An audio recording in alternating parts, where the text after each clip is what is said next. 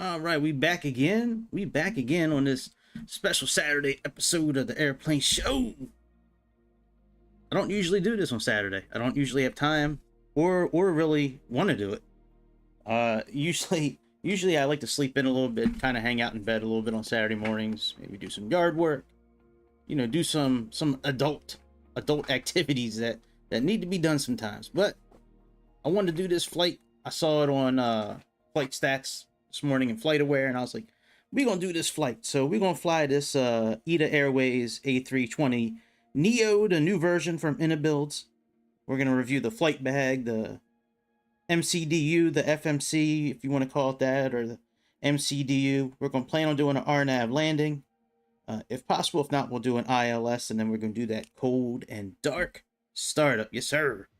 So let me show you the flight that we actually basing this flight on today. This is actually based on a real flight, which is right here. So we have, departing from the airport in Athens, flying direct to Rome. We're going to use the same gate that they use in real life. We're using that. We're actually parked at that gate right now. And yeah, man, let's jump into this. So my name is Greg. I like to play a pilot on the internet as often as I can. And yeah, we're going to fly the hell out of this plane today. I don't know if we're going to get up to cruising altitude. We may just cruise low. I've been doing that often lately, where I just kind of cruise at a lower altitude just so we can see the ground better, because the ground is amazing in this simulator. So yeah, man, let's get into this. Let me get rid of these here pictures. There we go. And let me go ahead and, oh yeah, my camera's not up. There we go. There's the camera. All right. Let me move this one thing up yonder. All right. So consider becoming a member. Consider leaving a super chat. Subscribe, like the channel, do all that good shit. Oh, I might have to turn a light on. It's weird. Like, I don't need to turn this light on at night. Everything's cool at night. Well, I guess there's more light coming off the monitor and the computer. Maybe that's why. Usually at night, I don't need to turn this light on. There's enough light coming from everything else. So let's see what this says here. So, so delivery pack we're using today is from, I don't remember. Let me show you. Hey, oh man, we're doing a restart already. It's not good. That's not good.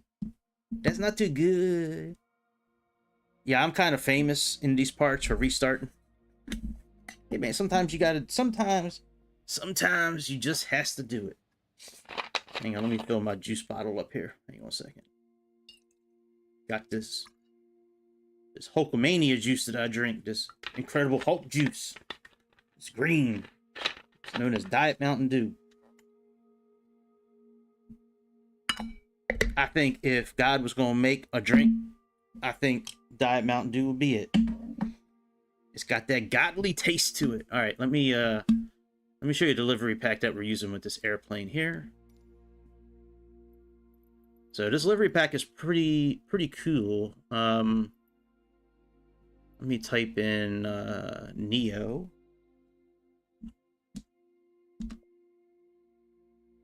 Well, hello. Welcome from India. Nice to see you. Hopefully you're doing well. So we're using this Bravo Airspace livery pack, and they actually, let me pull the description up in the marketplace. They actually do a few cool things with this So let me pull up a Bravo Airspace livery pack. Give me one second. Let me get this shit pulled up here, and then we'll jump back into the airplane. But yeah, one of my regular watchers, Mr. Grease, he kind of turned me on to Bravo Airspace. I didn't really know much about them. Usually I use 2Pilot or 4Simmers for liveries, but yeah, so like right here, like here's another version for this version 2, but they put decals in the cockpit. They weather the airplane as well. So you actually get like dirt and stuff all over the airplane while you're flying it. And the tablet, they wrap like in a Panasonic tough pad thing. It's pretty It's pretty. It makes it look a little, I think, a little better actually. But the dirt part is really cool. Like as you're flying, like the plane, you know, depending on the weather, you do accumulate a little bit more dirt.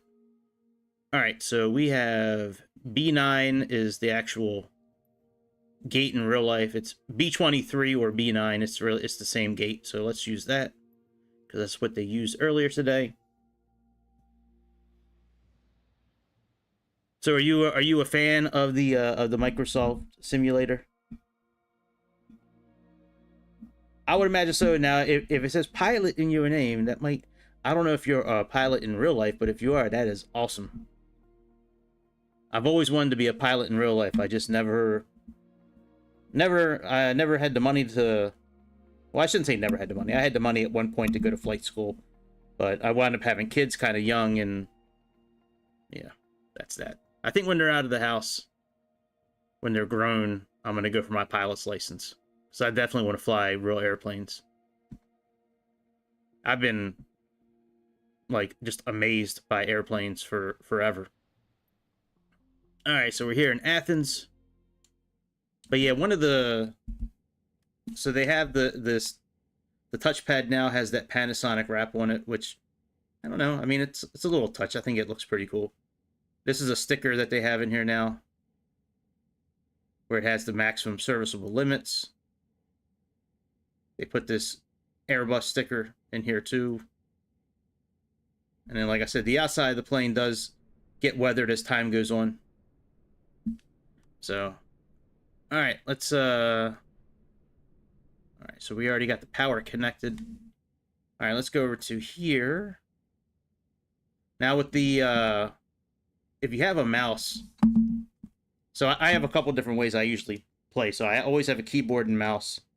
I am on an Xbox Series X, but I always have a keyboard and mouse. And usually when I'm setting up the airplane, I use my controller.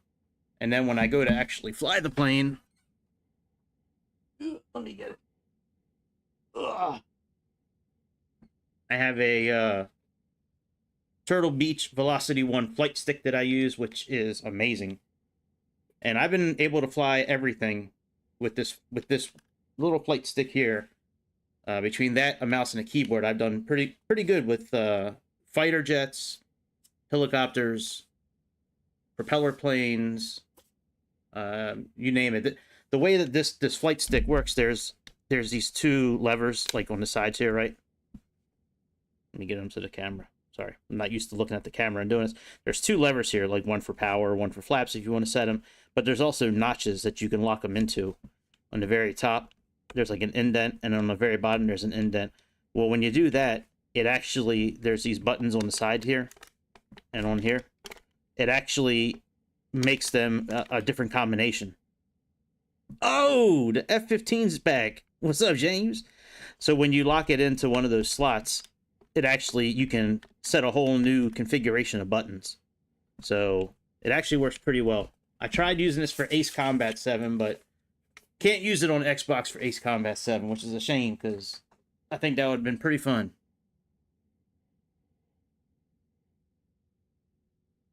I don't know, man. You gave me the option, so I don't know. I thought there might have been a chance. Yes, I did. I thought there might have been a chance. But hey, the F-15 is an awesome choice. That is a fun bird to fly. Absolutely. I thought there was a small chance you would have done the F-18, but you know, it is what it is. So you can turn the tablet on or off with this button here. There is a brightness, you know, to it as well. So under options, if you have a SimBrief account, put your number in here. When you click on this line, it's going to bring up this you know, keyboard. Just back out of that and always use the keyboard on the screen here. So otherwise, it's not going to work. So we have our tail number, and I don't know if I can, I don't think I can change that. Oh, I can change it. Let me get the tail number up here, because I want to put the tail number in from real life. Give me 1 second. Let me get that pulled up here. I don't think it's going to change it on the airplane, but at least I can Yeah, the F-15 is an awesome plane, man. The F-15, the Eagle. What's it called? F-15 something Eagle. Forget what it's called. Strike Eagle, I think. I remember when I was a kid, I watched this movie. Um, oh man, what was the name of the movie? It had Louis Gossett Jr. in it. He was a fighter pilot, and this kid's dad was a fighter pilot too, and he got shot down like over the Middle East somewhere. And the kid, now this kid was like in high school or just out of high school. Oh yeah, there is. Yep, yeah, I haven't bought it yet, but yeah, I've seen it in the store often. Yep. So this kid goes to Louis Gossett Jr. and he wants to rescue his dad. Now, granted, the dad's in the military, so you would figure the military would go over and get him. Well, no, the kid takes his Walkman, which back in the '80s was like a portable, like an iPod, or an MP3 player, but it used cassettes back then. So he brought his cassette of '80s rock music and his headphones and jumped into an F-15 Eagle with Louis Gossett Jr. in the F-15 next to him, and they flew from America to the Middle East and back again in an F-15, right? That's many thousands of. I don't see anywhere in the movie where they refueled. They shot down tons of airplanes, tons of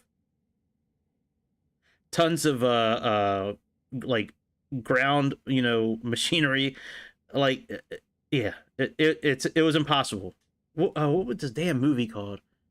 Iron Eagle, that was the name of it. It was a great movie. Like it made the F-15 look like it could just fly around the earth and just blow up anything it wants, regardless of how many like missiles and rounds of bullets they have. It just looked like they could blow anything up. Oh yeah, McDonnell Douglas. That's right. All right, so we got EIHJE. That's the tail number in real life. So HJE.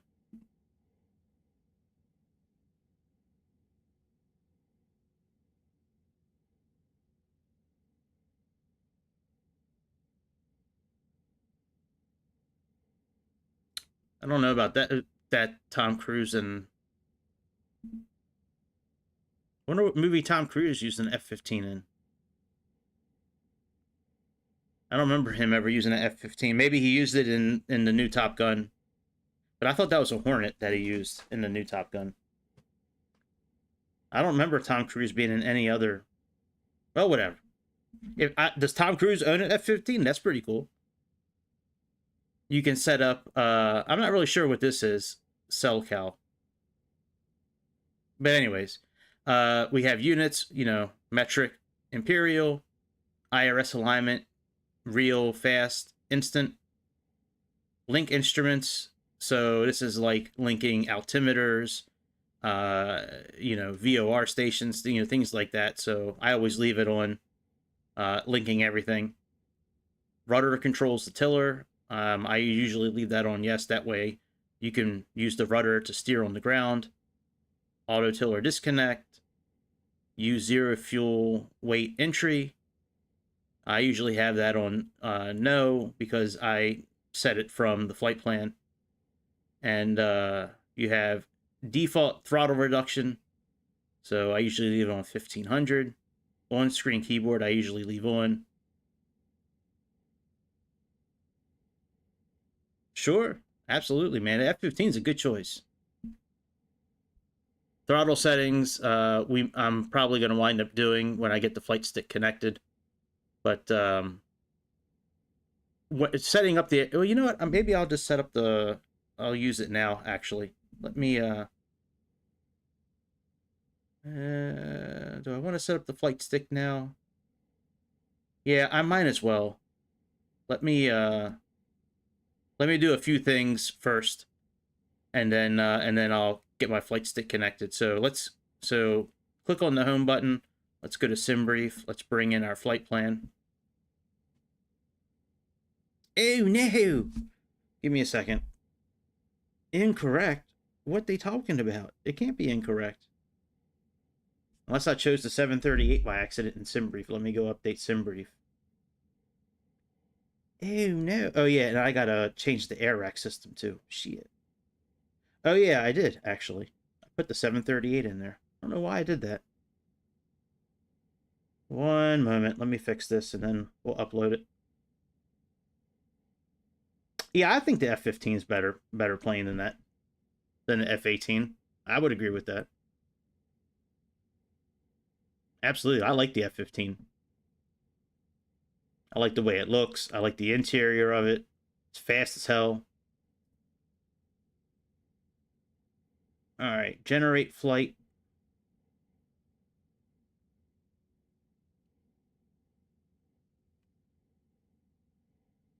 Alright, that is now generated.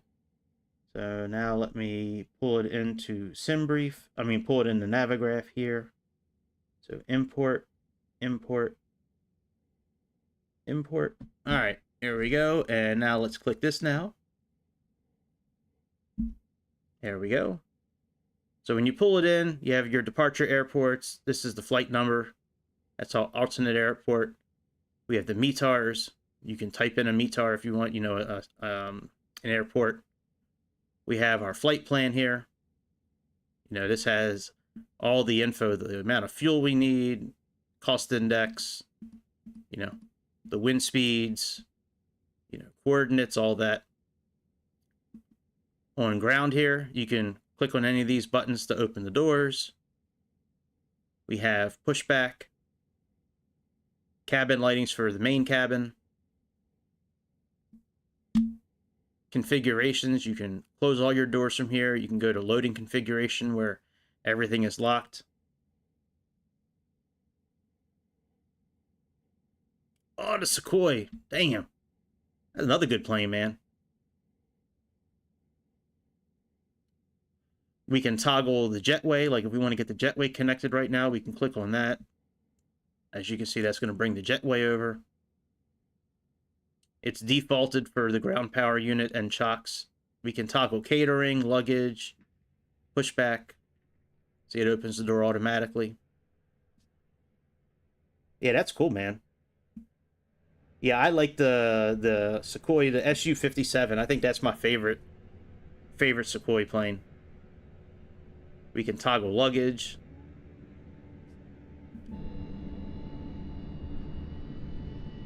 That opens up the luggage door. So luggage is always this front cargo door. Catering is always in the back here.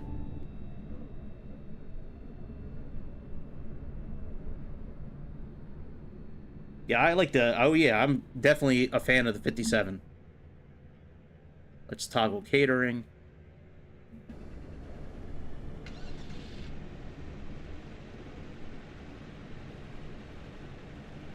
Now, PMDG, it doesn't animate the bags actually going up the ramp, so you know, I know it does it in the base game. PMDG doesn't do it, but maybe they'll do it here. And this is INIBUILDS, I know, but you know.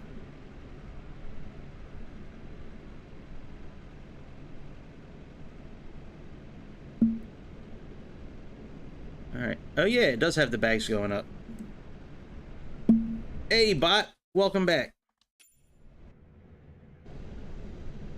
What's good, Mr. Bot? Yeah, it's much easier to move around with the Xbox controller than that flight stick, especially doing these outside views. There we go, we got bags showing up. See, PMDG doesn't do that. Oh yeah, and the bags reduce on the cart. That is cool. That's a nice little touch. Very cool. Alright, let's go back inside. So, that's ground. Payload. Let's get the airplane started, and then we'll start messing with the payload. That way, the systems can read. So let's turn on the plane. Yeah, well, it's Saturday, so I figured I'd do something in the morning. I don't usually have a chance to do this kind of thing in the morning. And I got on FlightAware this morning, and I saw this flight from Athens to Rome, and I love the livery of ITA. So I was like, well, let me do it. So yeah, I'm still gonna stream tonight, but as long as nothing happens, I'll be streaming tonight. But yeah, so I figured I'd get on a little bit this morning. All right, so external power is available, so let's click the battery buttons first. And then external power.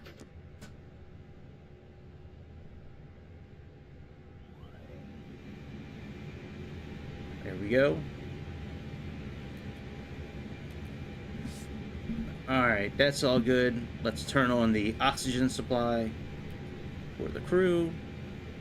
Let's go to number 1 for nav lights. Let's arm the emergency lights. Put our seatbelt signs and non-smoking on auto right now. And that's about it for the moment. We're gonna align the IRS here in a moment, but I want to get the payload going here. Now that everything's turned on, the systems can read the weight and all that, so you can enter the zero fuel weight if you want. I just do it from SimBrief. So let me click on SimBrief here. Hey! What's up, dude? I wasn't expecting everybody to show up in the morning. I was like, yeah, good afternoon, dude. Yeah, I was like, you know what, I don't really get a chance to fly in the morning, so let me go ahead and just load up and go. And I saw this flight in my favorite livery, flying from Athens to Rome. So I was like, well, let me do this here flight. All right, so now that we clicked on the SimBrief icon, we can click apply load. And you can do fast, realistic, 40 minutes if you want to spend that long, or just instant. So I'm just going to do instant. That gives us our center of gravity, zero fuel, gross weight center of gravity, you know, and all the weights and all that. Panel state, you can choose what you want. Takeoff will calculate momentarily. We need to confirm the runway first. So, oh, you want me to choose? I will choose, yeah, I can do Alaska, sure. SU-57. Do you have any airports you'd like to see, or any part of Alaska you'd like to see?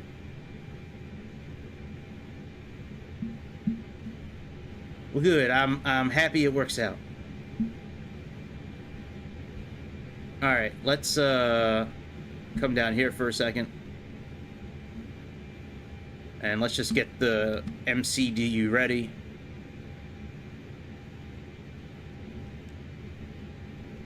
Alright, we don't really need to worry about anything here. I don't know where we would be able to print something to anyways.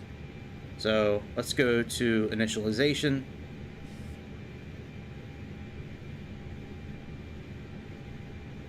Alright, and let's go ahead and turn on our, we'll align these, so turn them to nav. 1, 2, and 3.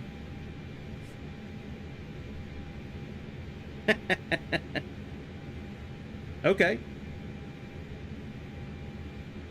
Yeah, okay. I can do that. I can do that tonight or tomorrow morning if, you know, I might be back tomorrow morning. Alright, so all these look the same, so we can just click one. This should line up automatically. So let's request our flight plan. There we go. So that's all done. Now let's align this.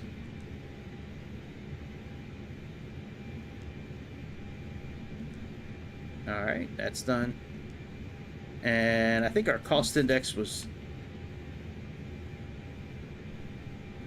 I think our cost index was 38. I'll double check that when we go back over to the other screen. And the flight number is ITY 715. All right, let's go to flight plan. Yep, no problem, my friend. I'll take care of it.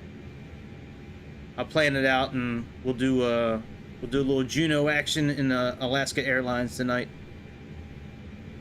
All right, flight plan. Let me go back up to the top of 34. All right. So let's go back to initialization. Not that it really makes a difference, I guess, but we'll make sure it's correct. All right, and we have a cruise level of 24,000. That's interesting. I guess we can stay there. We might change that. Well, actually, let me look at the map and see what might be like the lowest altitude we can fly. Because I would like to fly lower than that if I can. So we have 12,000 feet there, 12,000 feet there. Oh, hang on a second. I gotta take this call. It's about my daughter. Give me 1 second.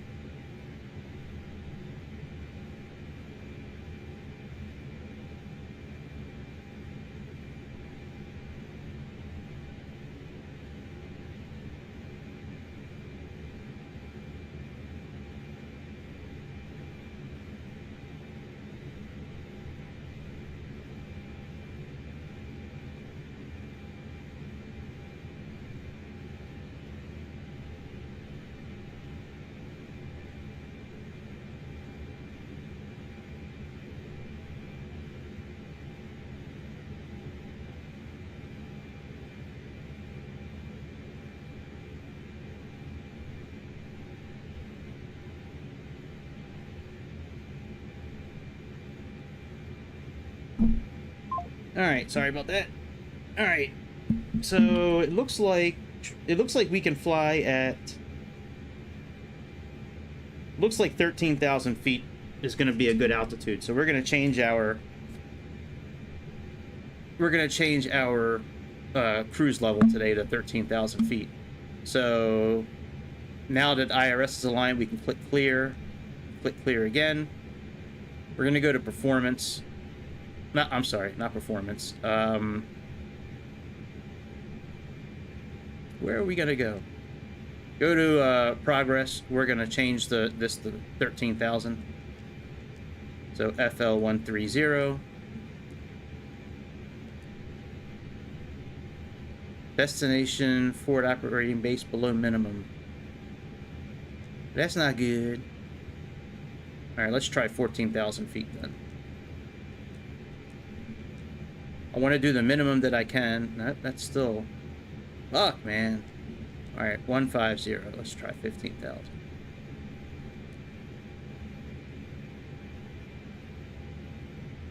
Alright, I don't give a shit. I'm putting back 13,000.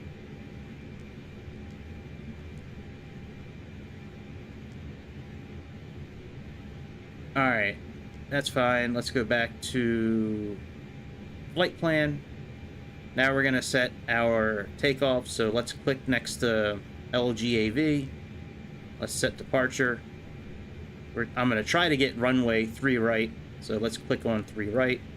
And one nice thing about the Airbus compared to Boeing is that it puts the frequency, and the length of the runway.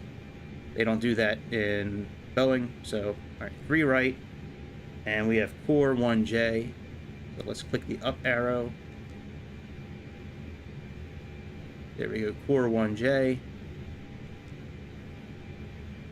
All right, that's done. Let's click insert.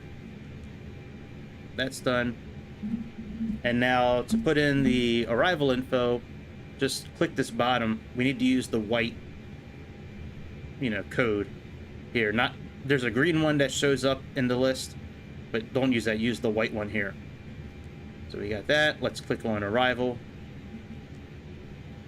And we're doing, oh, I gotta choose an approach. Give me a second.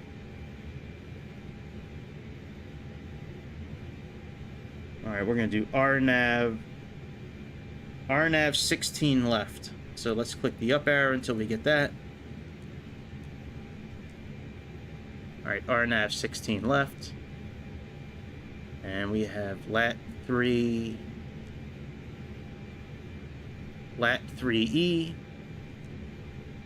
No transitions. Let's click insert. All right, now all that is good to go. We're gonna check the flight plan in a minute. I just want to get the clearance first for that runway. All right, let's tune to the ground. Oh, you know what? We can't. That's right. You might be able to do it at home. I can't do it here. For some reason, this airplane does not allow me to... Oh, you know what? I think we figured this out last time. Give me a second. It's coming back to me now. Hang on a second. I think I need to do something down here.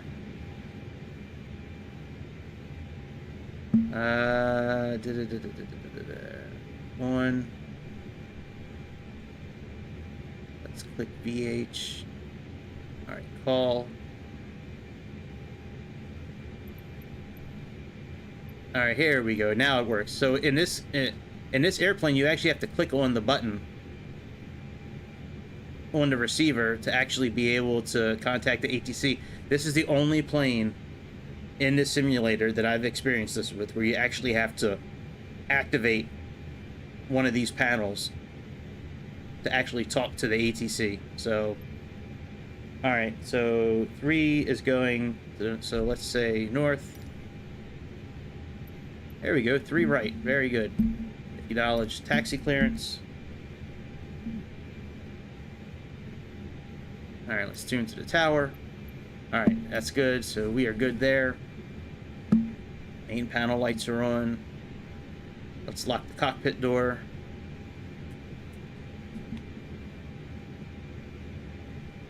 Let's put, all right, that's on standby, so we can leave that on standby for now. All right, let's now calculate our takeoff. We'll finish setting up our weight, and then we'll get out of here. So let's do runway 3 right. Now click sync. So it syncs up the pressure and the weather and all that. We have to put our weight in. So let's go back to payload. Our live gross weight is 70,374. So let's put that in, 70,374. So 70,374. Air conditioner on, anti-ice, force toga. All right, calculate. Very good. Here's our performance. Let's send this to the flight management system. All right, that's set. Now let's come back here. Let's go back to the init page. Let's go to the next page. Let's click on this zero fuel button. Let's click on fuel planning.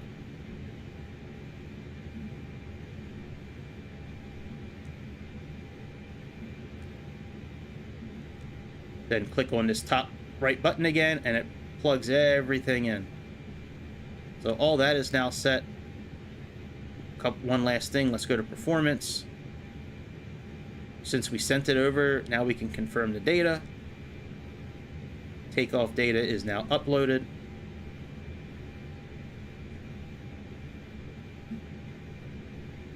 And one thing we do need to do is put in the flaps and the position for the you know, the pitch of the airplane for takeoff. So we have flaps 1, and then this is 0.5 up, so let's put that in.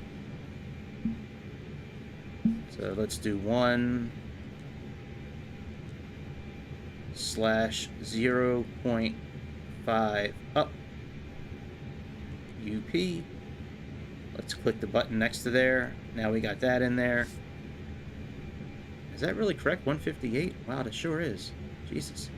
All right, we're ready for takeoff. So, oh yeah, one thing. Let's check our route before we back up. So let's go to air. Let's put this on 20 and click on the flight plan button. And we're just going to use the up arrow to go through.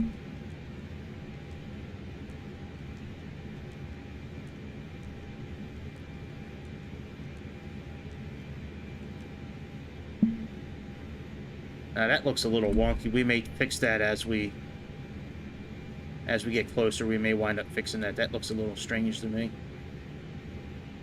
Oh yeah. We need to get rid of a waypoint or two. Let's see what it's... Oh no, that's what it has in, no shit. Never mind. That's what it has in there. Alright, forward operating base is in yellow. That's because I think our altitude is below what they're recommending. But yeah, the rest of our flight plan is good. Let me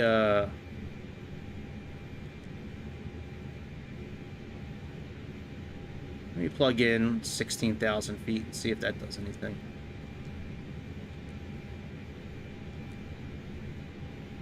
Destination, forward operating base, below minimum.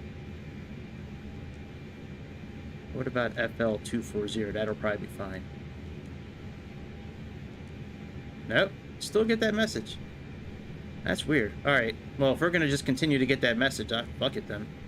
What about 36,000 feet? Let's see what that says. Nope, that's fine. Alright, well, whatever. We're going to do 13,000 feet anyways. Alright, there we go. No more error message. Alright, let's close the cabin up. Let's get out of here. So let's go back to ground.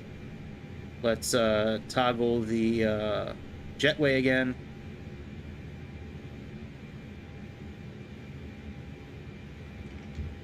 We don't need to close the door. That'll close on its own. You can click close all if you want to. We can remove the chocks. Park and brake is on. Let's get the APU on, then we'll remove the auxiliary unit, and then we'll get out of here. So let's turn on these two pumps. Let's click the APU master button there. Wait a few seconds, and now let's click start.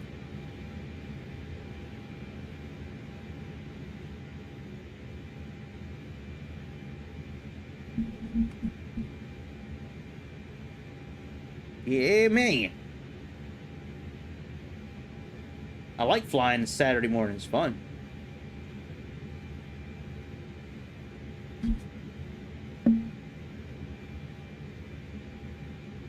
Alright, APU is firing up.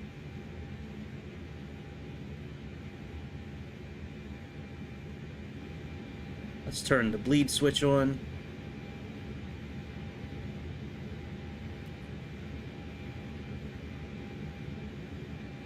Let's now put on the seatbelt signs for good. Let's put our beacon light on.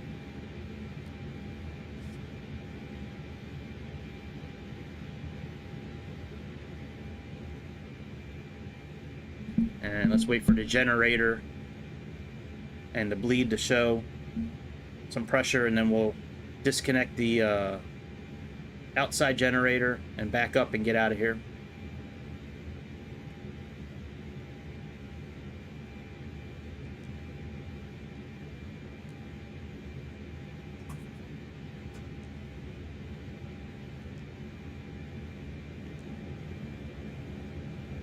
All right, so we can see the generator's working, bleed is working. That's all good. Let's disconnect the external power. Let's disconnect it here.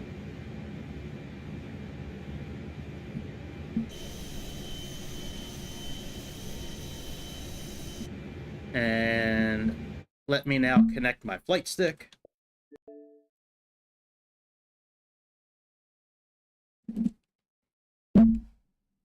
We'll calibrate that real quick, and then we'll back up and get out of here. Much easier to move around the cockpit using the Xbox controller. That's for show. That's for show. It's for show, bitch. All right, let's go to controller options. Hey, man, I'm doing pretty good, my man. What's going on? What's good with you? Tehan, that's a cool name, man. I like that name. All right, let's get the right one here. Let's choose the A320neo. Damn. I'm thinking about, I came real close. Seriously, I came real close to buying the SU-57 this morning. I might buy it. The interior looks sick. All the digital screens and shit. Like, yeah, it looks real cool. All right, so let's apply and save, and then let's go ahead and calculate. Let's calibrate. Let's calibrate our throttle real quick. And then we'll back up. Yeah, I remember you. It's been a minute, but yeah, man.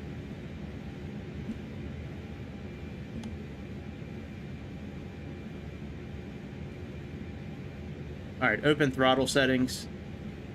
So we're gonna say no to reverse on axis. I have 2 buttons on the flight stick set up for that.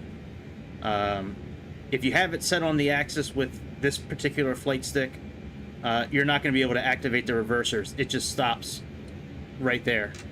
It won't go into reverser mode. So I have buttons set up for that. Nah, I don't have a call sign. Not yet, at least. All right, so let's go begin calibration. Set idle thrust, that's where we're at. Let's set climb thrust. Let's set flex MT, and let's set toga. All right, and we are all calculated now. So let's close that.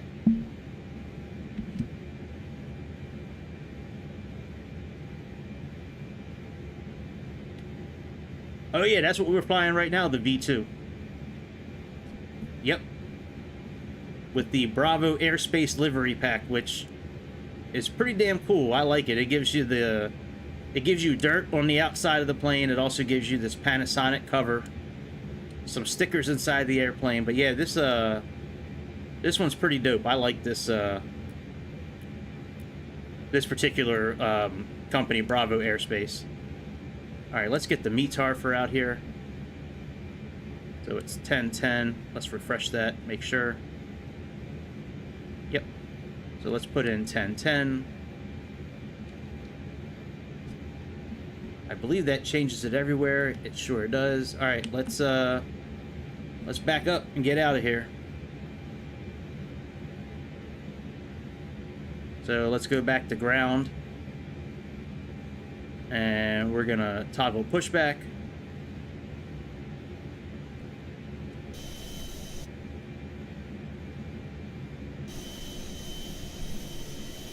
All right, so let's click aft. That'll get him lined up. Should remove the parking brake in a minute here.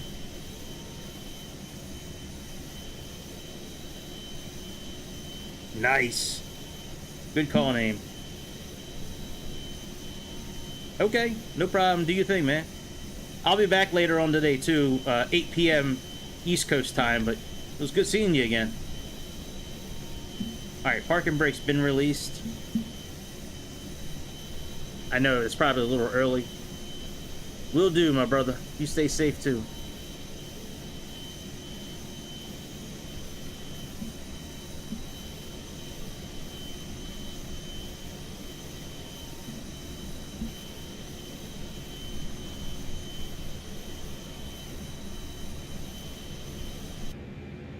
Alright, let's get the rest of our fuel pumps on.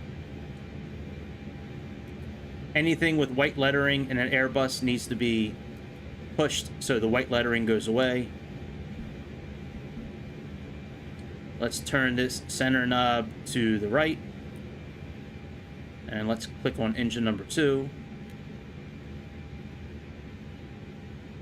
Let's click on right here.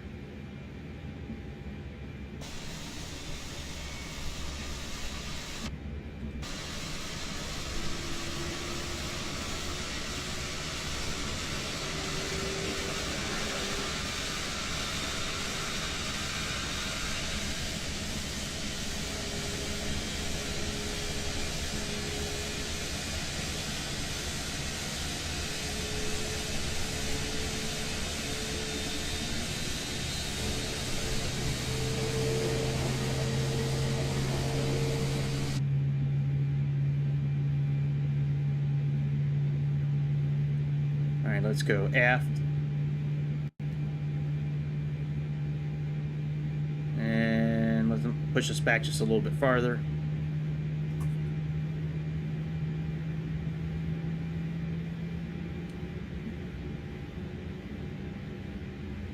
Alright, that's good there. Let's click stop. Set the parking brake.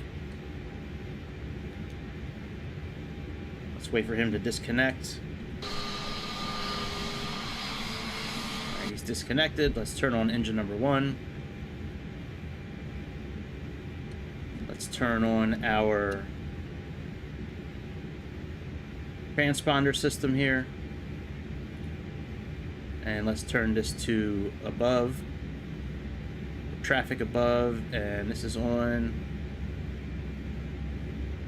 And we got number 1. Let's put that on.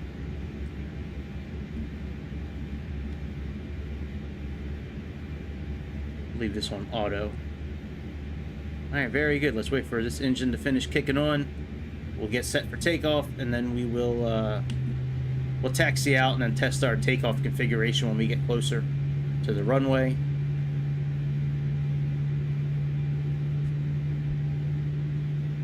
Whoa, I didn't realize how loud that shit was.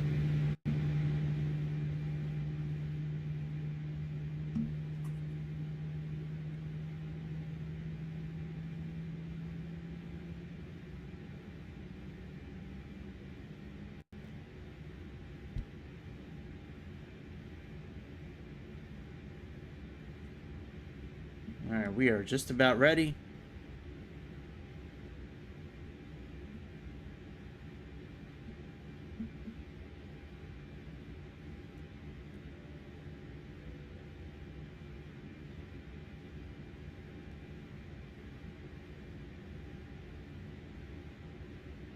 Alright, all that is good. We can disconnect the bleed. And we can turn off the APU.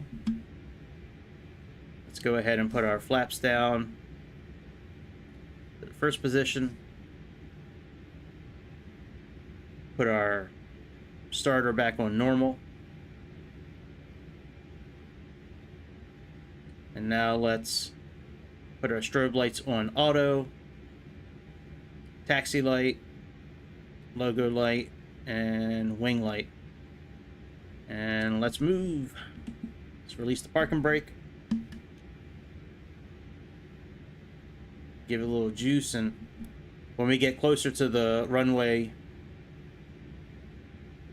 we will go ahead and test our takeoff configuration, which we should be good outside of arming the spoilers, arming the like anti-skid brake, and then notifying the cabin. I think those are the only items that we need to do.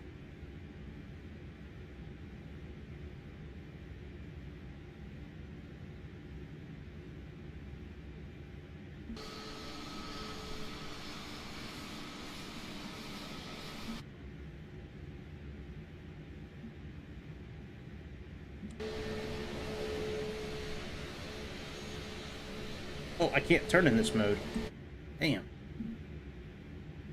Can't turn in drone mode. Alright, I'll show you. We have a little yellow icon showing up on our display here. I'll show you that in a minute. And then we have to finish our takeoff configuration, which we will do.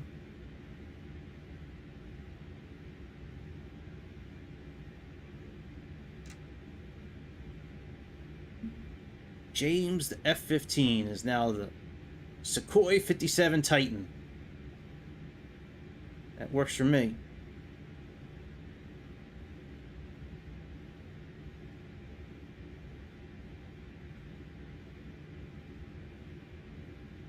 Yeah, man, I'm happy with the Bravo Airspace, man.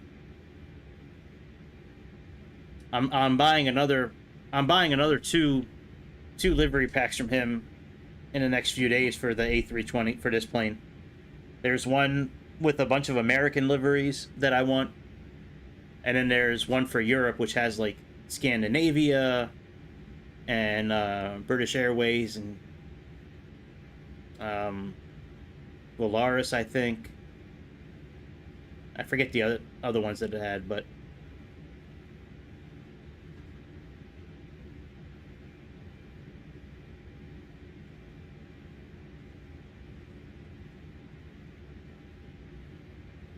yeah, let me put a period here so I can read. Oh, here we go. Okay. Oh yeah, he's definitely. I've never experienced his shit before until you turned me on to him, but I'm pretty happy with the quality of the work.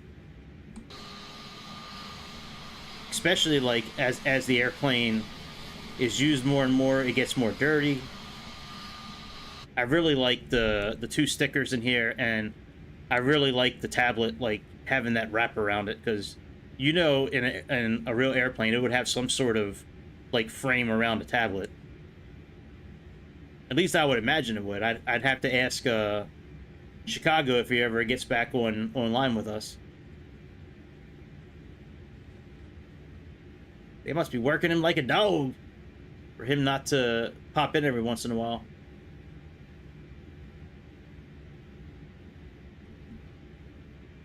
All right, we're gonna go to the end, which makes more sense. I mean, why cheap yourself out of some runway here? Let's use the whole runway.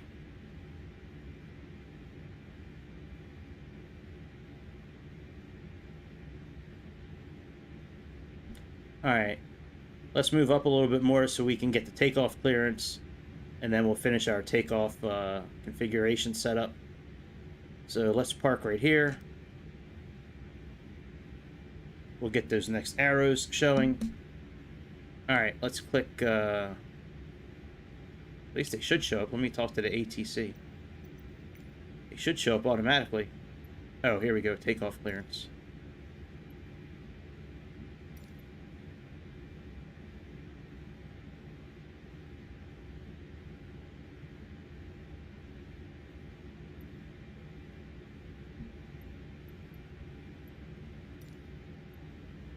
All right, whatever. Let's go ahead and finish our setup. So that yellow thing here says pred W/S off. That is this system up here. The weather system. So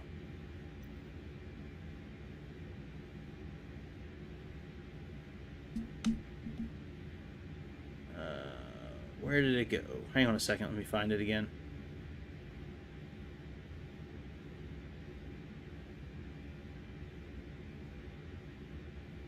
That's some good work that he does. You can tell in the quality of his work when he does that. That's for sure.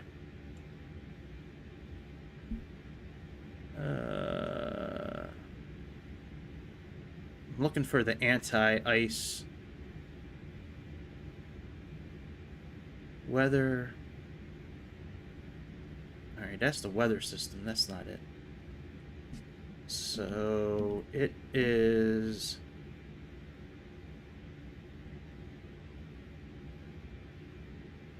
Bus tie, APU.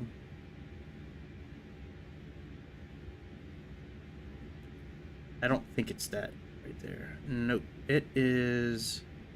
Shit, I lost track of where it actually is.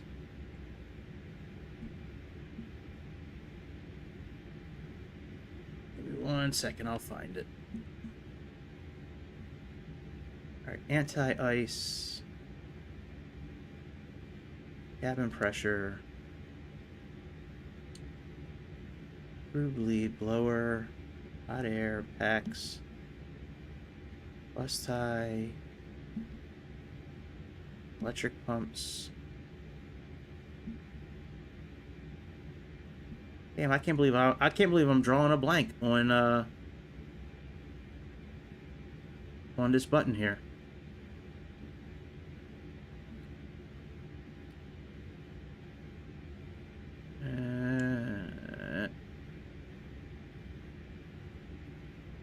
There's a little panel that has the 2 buttons that you need to flip for this.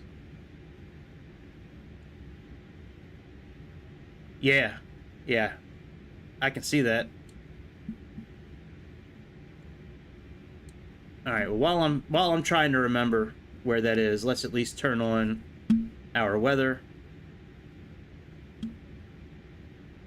Let's do path for us. We'll do all weather for Giga Chad. We got that on auto. All right, that's good. Oh, that was it right there. Okay. That was what we needed to turn on. I thought there was a... Oh, it's in the other... My bad. In the A330 or the A340. I forget which one of those two. That's the one that has a different panel that you have to... So I got confused for a second. All right, so auto brake. Let's set that to max. Arm the spoilers. And then let the cabin know that we're leaving.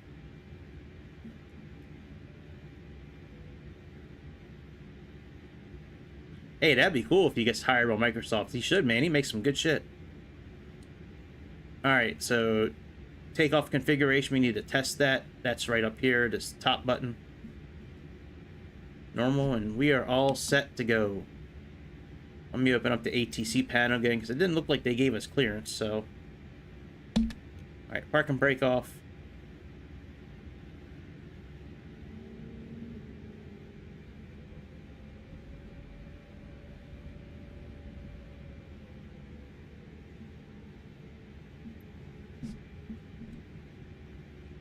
Alright, let's hold short again.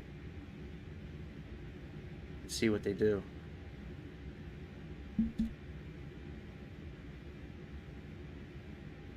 No? Alright. They haven't done anything. We'll just take off then. Usually they give us another set of arrows to follow.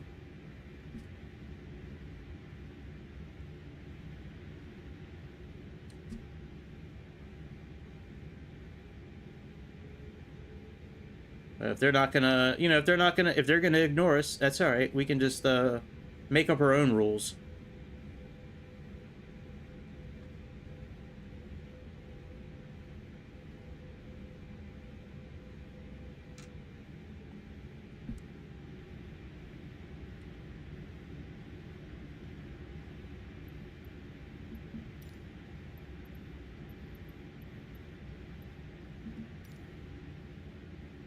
All right, let's go for takeoff.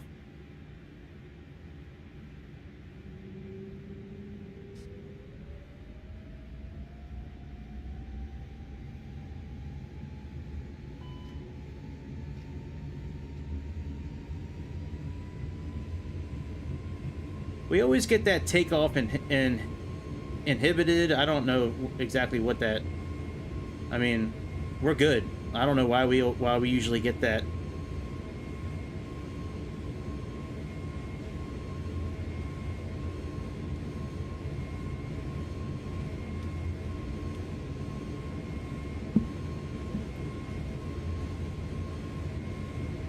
All right, rotate.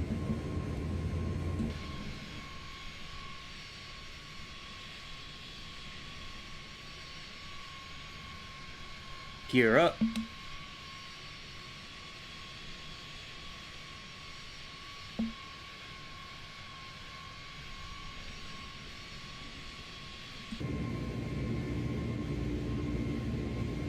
Let's turn.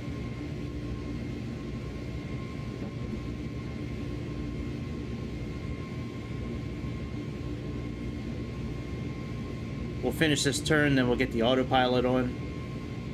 All right, let's go to lever climb.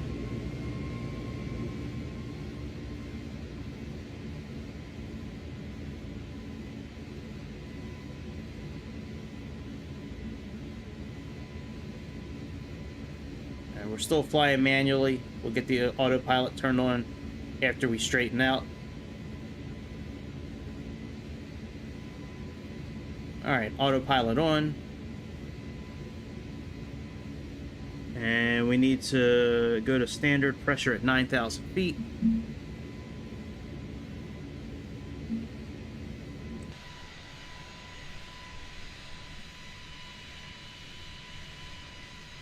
Oh, we never turned on photogrammetry. Hang on a second. Photogrammetry. The data killer. Bam! Just... we're going to have hundreds of gigabytes of data flowing through our system in a minute. I like to see the difference in data between the two, like with it on, with it off, because supposedly this draws a lot of data, but you know, whatever.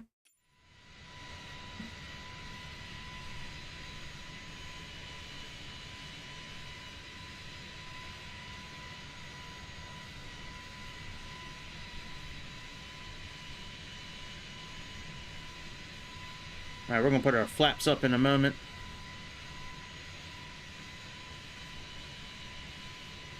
All right, flaps up.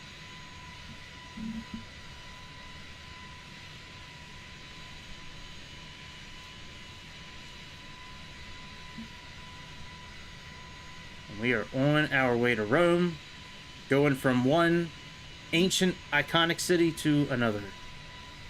From Athens to Rome.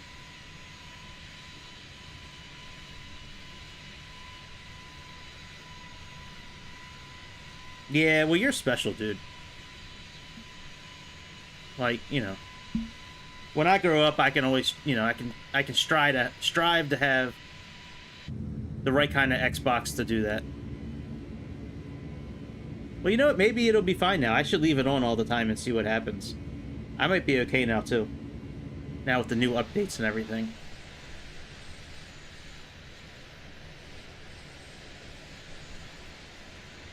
Oh, you know, we never turned our landing lights on. Like our takeoff lights, but whatever. My bad.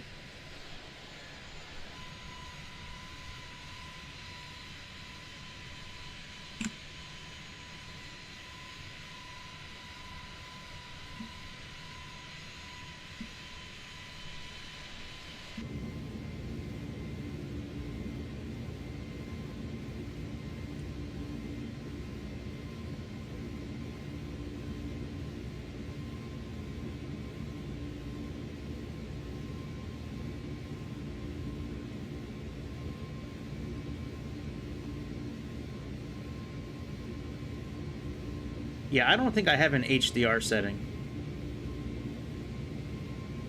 But yeah, I don't have everything turned up to max. That's for, I have it like 170, I think.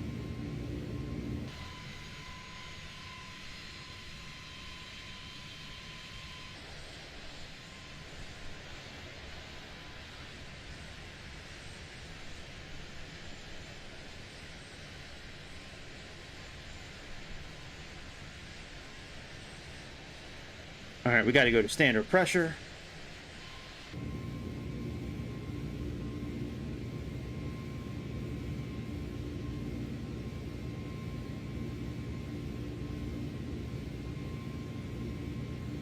Alright, standard pressure is good.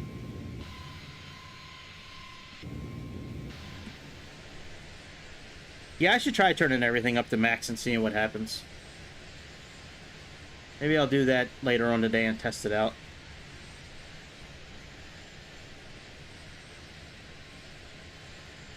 I might be okay. I don't think I've done it yet since I've had the Series X. I think I've just left it kind of at 70 and that was it.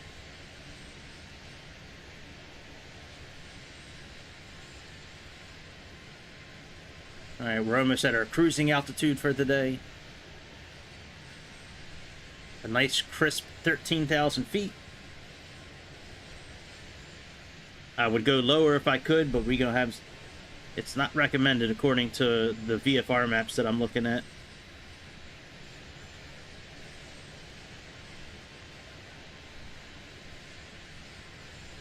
The segments on this map, a few of them have peaks, you know, 10,000, 11,000 feet, so...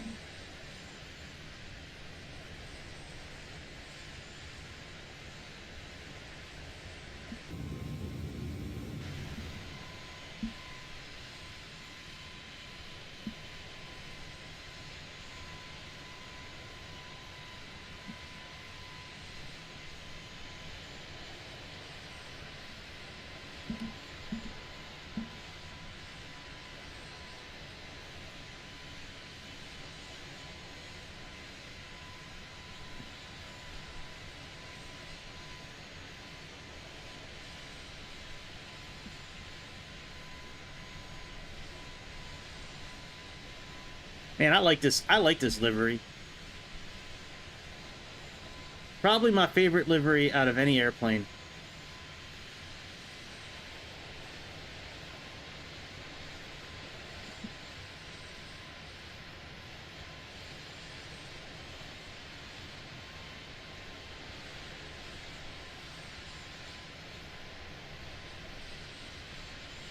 Yeah, boy. All right.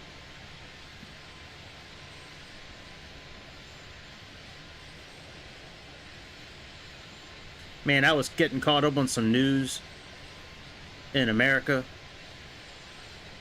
last night. So I get a lot of my news from a news source called the Gateway Pundit, and they are right-leaning, but they're usually very accurate with all their info. Let me disarm that and turn the seatbelt signs off. Well, we'll leave them on auto, actually. And smoke them if you got them, will be on auto as well. And let's go ahead and put this on 40 and put constraints on. Yeah, there's some... Oh, I never set an altitude. Shit.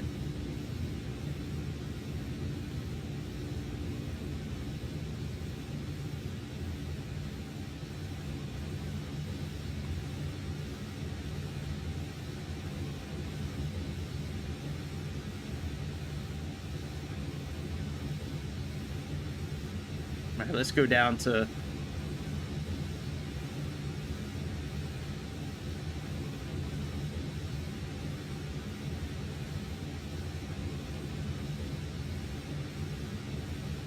Hang on a second. Let me check that speed error that they got.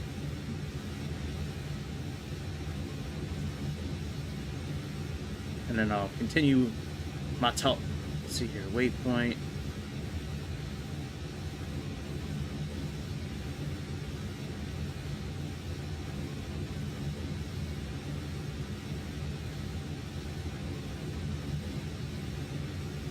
Now, I don't see what they said. We'll see what happens. We can always do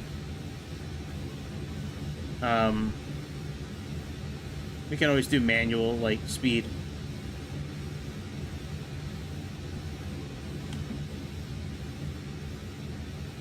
Alright, altitude is good. But yeah, man, I just don't understand, like, how some of these things in America happen the way they do. You know, with people getting, you know, thrown in jail for 3 years now, that all they did was just step foot in the Capitol building. being put in isolation for 3 years, you know, being told we need to be 6 feet away from each other during COVID and that masks work. And now the guy that said all that stuff, Dr. Falsey, he came out and said, well, that wasn't really based on any kind of science. That was just, something I recommended. Businesses closed down because of that. Schools shut down because of that. Like, been trying to, get Trump to go to prison for 8 years now. And the only thing they can do is throw these fraudulent, bogus Stormy Daniels charges in there. Stormy Daniels has come out and said that Trump didn't pay her anything. Still, they found him guilty. 34 people found him guilty. How that's not election interference, I don't know.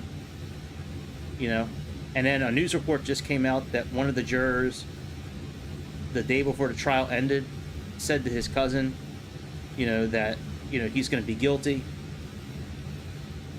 Oh, yeah, Putin's far from a dictator. They are very close to actually converting America to a communist regime. It's very close. I think if Trump loses this election, I think we're going to be a communist country. It's very close to happening. And these stupid kids that are growing up nowadays, they're all about communism because it's been brainwashed into them from their colleges and their schools that that's the way to go. If they give Trump prison time for something he didn't even do, and he can't run in the election because of that, I guarantee you there's going to be an uprising in America.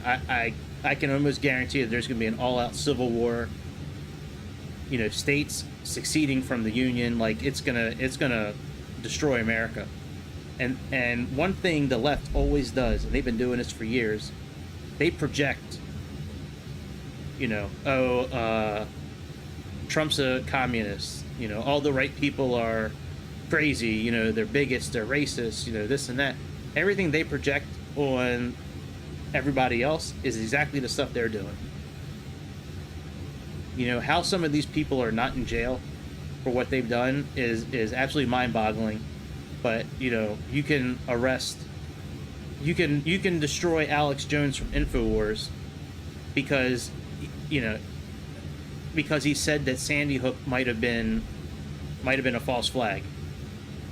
He has to sell his company and liquidate his assets, everything that he worked for, because he made a statement. You have freedom of speech. He's in the press. He's come out and apologized for it. I watched that whole trial. That judge would not allow anything in evidence-wise that would have helped him out. Now he's got to sell his company. They did a like the civil suit. He owes like $1.5 billion because of what he said that Sandy Hook might not have been real. He was just guessing it. He's in the media. Media's allowed to guess, and have freedom of speech like we're supposed to have. But at first they were going to ask for 2.75 trillion with a T. It's crazy. Those families getting that kind of money.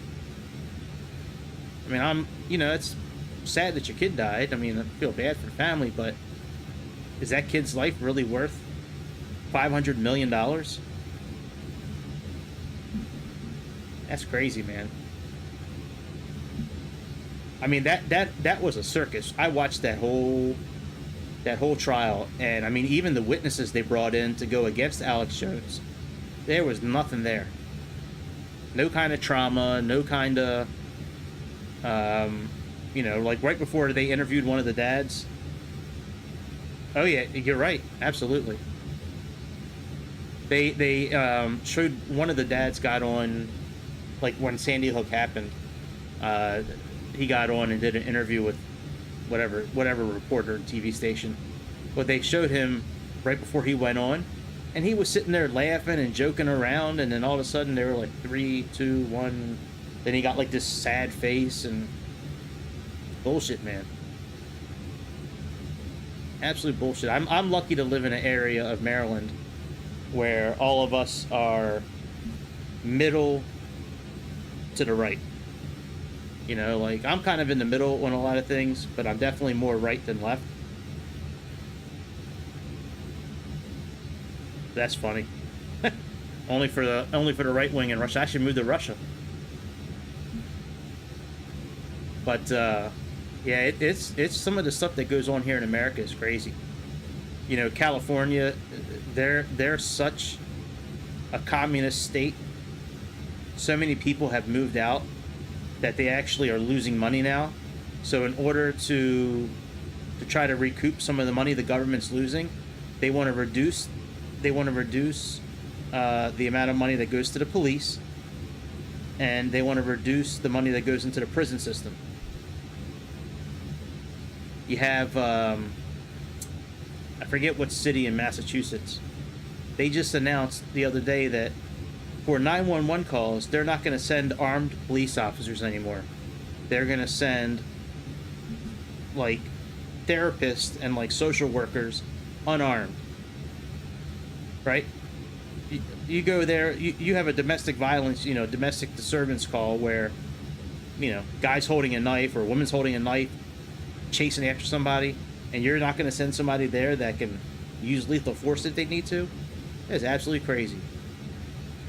They want to get rid of the First Amendment and the Second Amendment for everybody else but them. And what they do to, you know, their political opponents in this country and how they steal elections is absolutely crazy. Oh yeah, it's on the Gateway Pundit. Here, I'll type the name of the if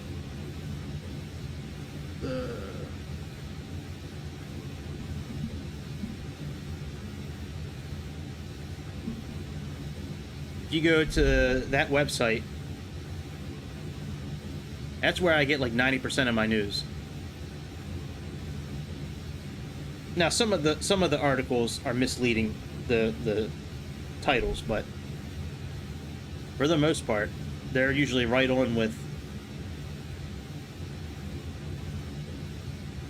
Well, I would say it used to be Texas or Florida, but so many people from the left have moved down to those states that it's not that way anymore. I would say now the most right-leaning state has probably got to be, I would think maybe Arkansas or like South Dakota or Idaho. Yeah, it's very tough. It used to be cut and dry. It used to be Texas and Florida. Now they're still red, but they're more purple now than red because of all the leftists that have moved down there. And it's crazy. Like if you're a leftist or on the right, it doesn't really matter what side. But if you move away from a state because of their political policies, why go to another state and carry on with those same policies? Like if you're leaving California because of how the left is treating you, why would you move to Arizona and still be on the left? Why wouldn't you register as an independent or a libertarian? Like, if you don't want to do, like, I'm registered as a libertarian, you know, I know that party's never going to win shit, but, you know, I don't like the Republicans and I don't like the Democrats. I like Florida a lot, too. There's one sheriff, I think his name is Sheriff Grady, Grady, and he gets up like usually once a month and he does like these press conferences, man, and he is great. He slams these criminals, you know, puts their picture up, especially when they do like sting operations for, like, you know, like child predators and things like that. Like, he puts their picture up and says exactly what they did, and like he's great, man. He's fun to watch. But no, like Texas last year made a law that the state attorney general, that was weird. I guess because I didn't do anything to the screen for a while, it kind of went gray. That the state attorney general, Ken Paxton, he's the attorney general now, that he cannot persecute somebody for any kind of election fraud. Like, really? Like, the state attorney general can't go after somebody if there's fraud committed on an election? You know, these states have been changing these laws illegally, and nobody's stopping them. Like, in the Constitution of America, it states that only the House Congress people, the people, you know, the people elected to Congress that represent the, not the senators, but like the actual Congress people, you know, only those people are allowed to change election rules. And when COVID hit, none of those people changed any rules. It was all from the governor and Secretary of State, and I think it was Minnesota that just passed the law as well that you can't persecute anybody for election fraud. It's crazy.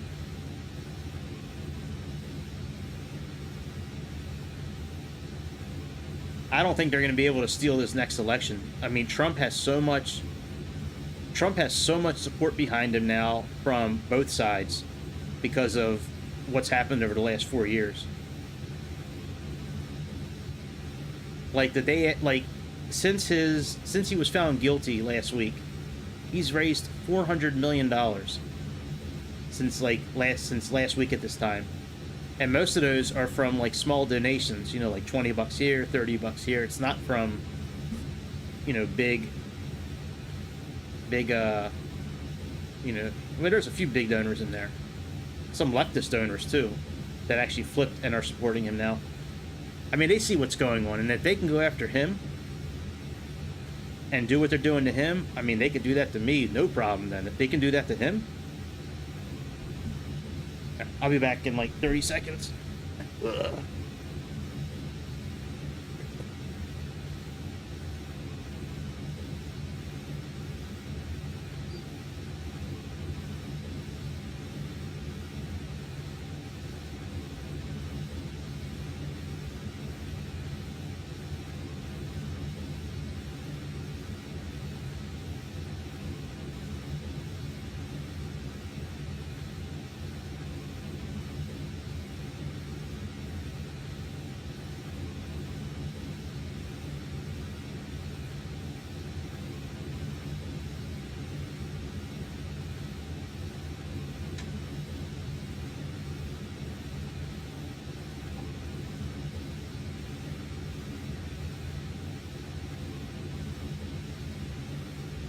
Let me get on. Let me get online and see. I think Florida is probably the best place to live out of all the states. I have family that lives in Florida that they love it down there. The governor's good. They don't put up with illegal aliens. They enforce their laws equally. Yeah, I think if I was going to move to another state, it would definitely be Florida. But it wouldn't be like South Florida.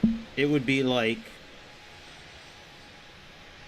the West Coast side, probably. Somewhere in the middle. Not Tampa, not like where Trump lives, but somewhere in the middle. I mean, any part in Florida is good, but I definitely wouldn't move to South Florida. That's, you know, the bigger the city, the more blue it is. Alright, let's look up Microsoft Simulator News. Let's see if there's anything out there in Microsoft News today. Aren't they supposed to release that trailer today? For the... Yeah.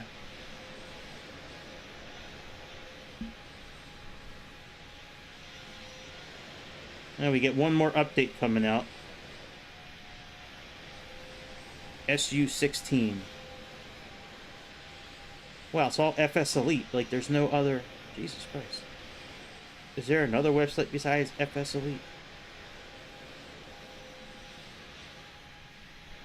Alright, all latest news. I mean, FS Elite is good, but... they can't have all the news, right? All right, let's go here. All right, June developer team transcript. Dev stream recap. Oh, I already saw that. This must be new. It says 42 minutes ago. Oh, Jesus, it really is the whole transcript. Golly. Airbus 320, DX12 fixes, cities, European cities, roadmap. Here we go. See this roadmap. So, world updates, Caribbean.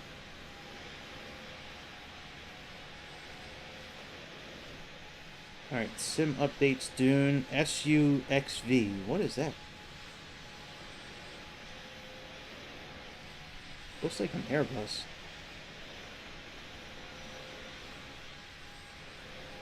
Well, there's 2 surprises in June.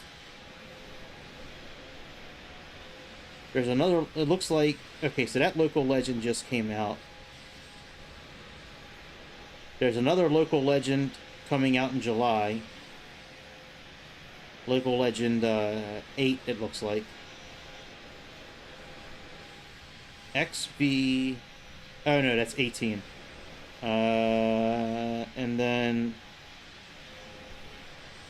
okay, there's another famous flyer coming out next month.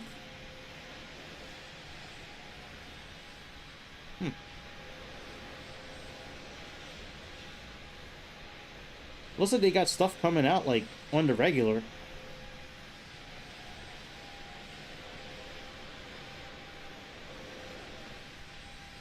Oh, look at that. They actually talked about the Xbox users and the black screens. There was a new memory system that's been ported from 2024 to 2020, but only on PC. We did change the memory system. The only thing we've changed on Xbox is less crashes and less black avionics. There is a setting, because on the Xbox the memory is fixed, so... Alright. That should be fixed. Yeah, there's no... I don't see, like, any, like, real news, actually, about, like, what's coming out. Like, I thought they were supposed to have that, that trailer. Let me see if I can find that trailer.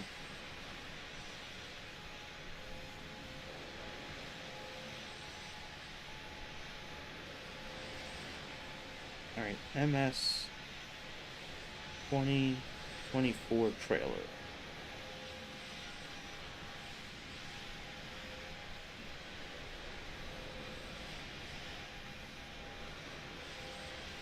Let's do new trailer.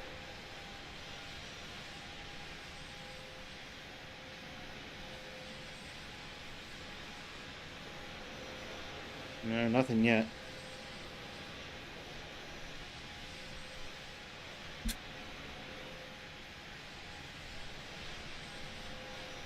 June 6th development update.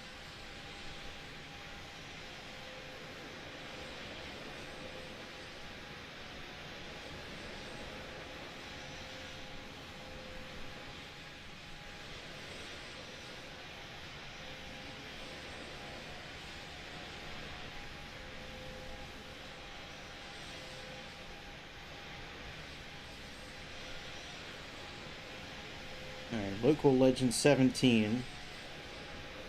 Oh, that's a trailer, not the actual plane.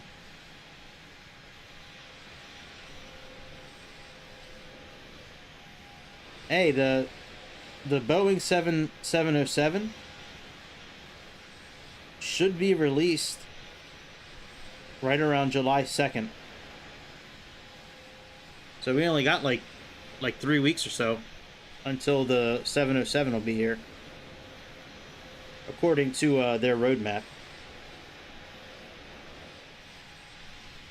Very cool.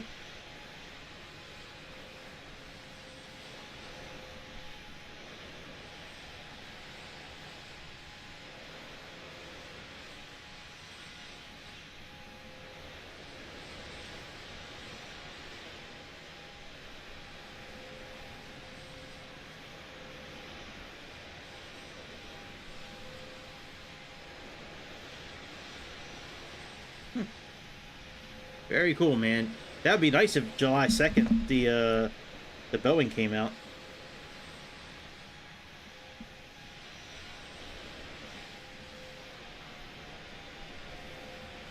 All right, let me go back to Navigraph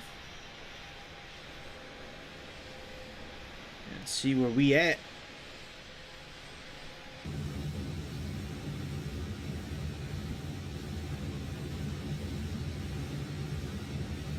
We're on our way to Garda.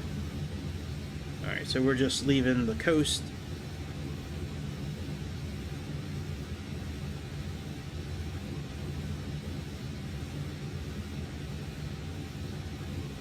We're getting ready to leave Greece.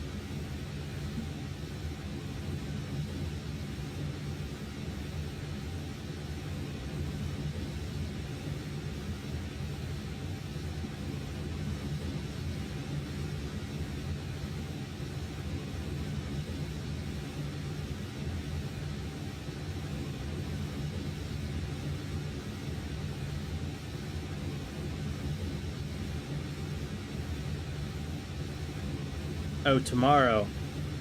Oh, you intercepted me? Oh, yeah. I see the traffic right here. That's funny. Don't shoot me down.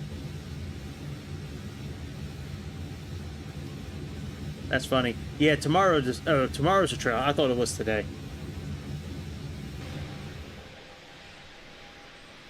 You shot me down? Damn. Man, I thought we were cool, James the F-15. I thought we were okay. Like, you shooting down my airplane. Oh, you didn't? Alright, well that's good. I'm glad you didn't shoot me down.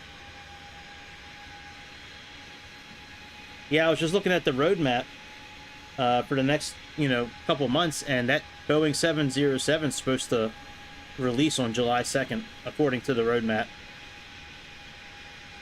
So, man, if that thing comes out on July 2nd, we will be flying that plane. If there's a way I can get my hands on that thing early, I would do it. I can't wait to get in that thing. I'm not really sure who's making that plane, though. I don't know if we talked about that or not. I know you didn't shoot my plane. I'm just kidding. You can't shoot it anyways. It's Xbox. There's no ammunition in Xbox. You just have to do what I do, where I just make the noises while I'm flying, like...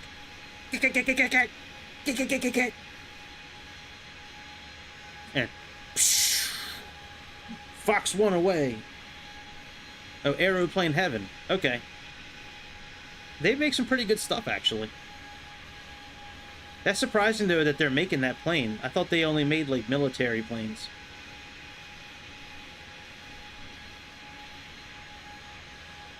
But, I mean, they did a good job with the, the new plane, that C-47.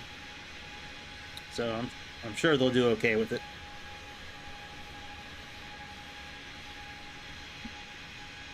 Bye, Greece. See you next time.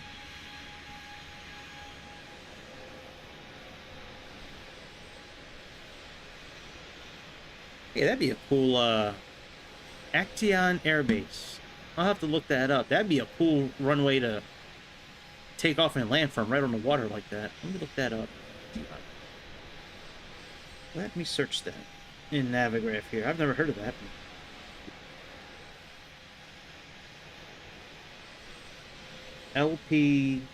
LGPZ. Oh, they did the Stratoliner. I didn't know that. But a Stratoliner, they did a really good job on then. So I like the Stratoliner. That's a cool airplane. All right, LGPZ. Let me write that down. Get a pen.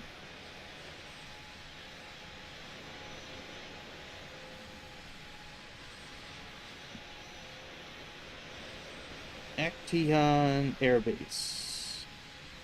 LGPZ. We'll have to take a look at that.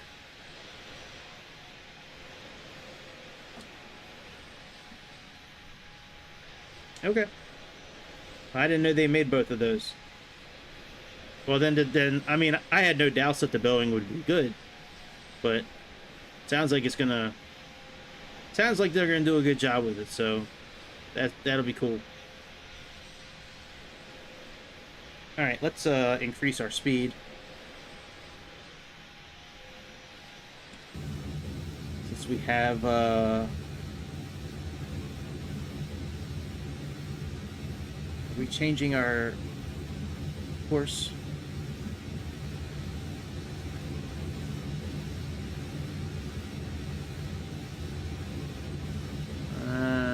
Doesn't look like it.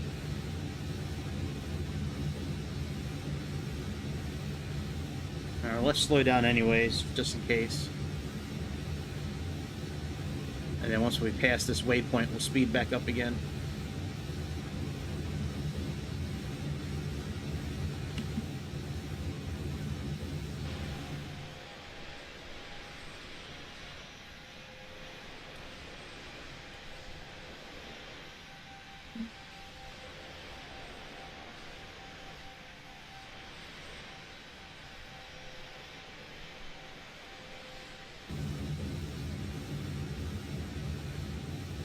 Alright, we can speed back up again.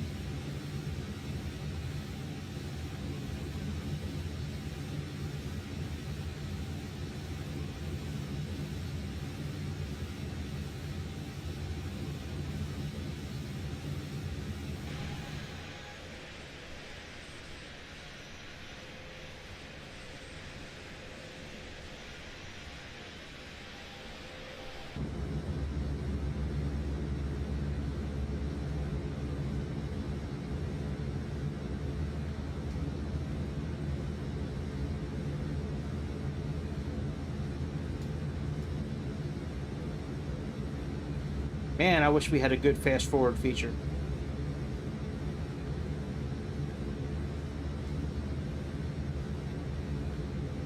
I'm gonna complete this flight. I'm not gonna skip out like I did last night.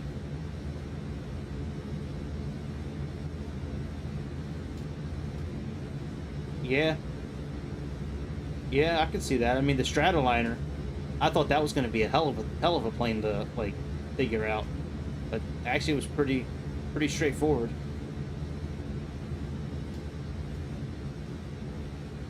And that new plane, I mean, you know, and the DC-3, I mean, yeah, I could see that. They all those planes are pretty simple compared to what I thought they would be initially. Like when, especially with the older planes, you know, there's so many different gauges than you have nowadays, and switches and levers and systems and things like that.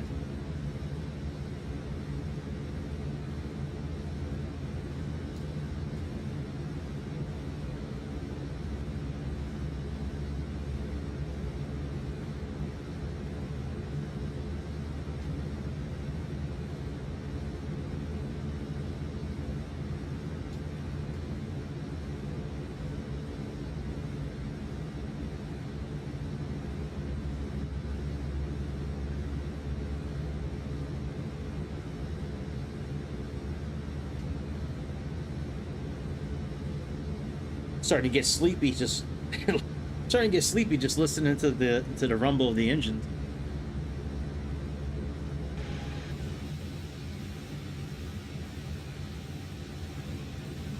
All right, we got about 50 some miles to Tigra. So we got two long stretches of road left. We got this one.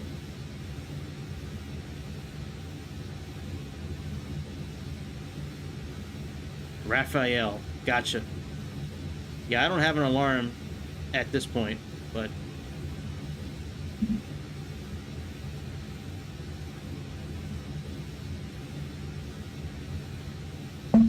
I know I intercepted a plane the other day and I flew right through it. I think that was pretty cool. Just right through it.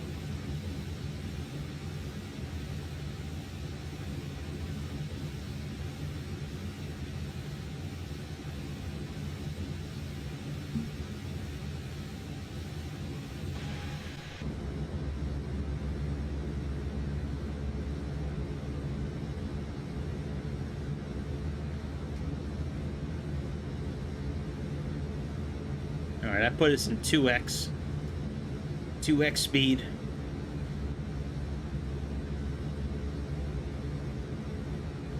I have to get on the phone here pretty soon. I have to call a customer.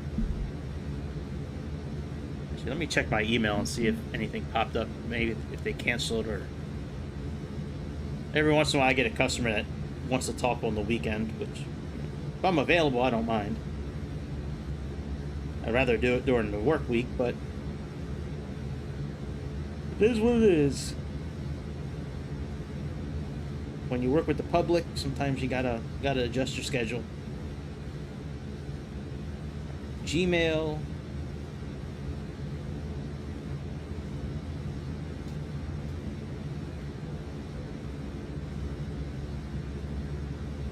Refresh.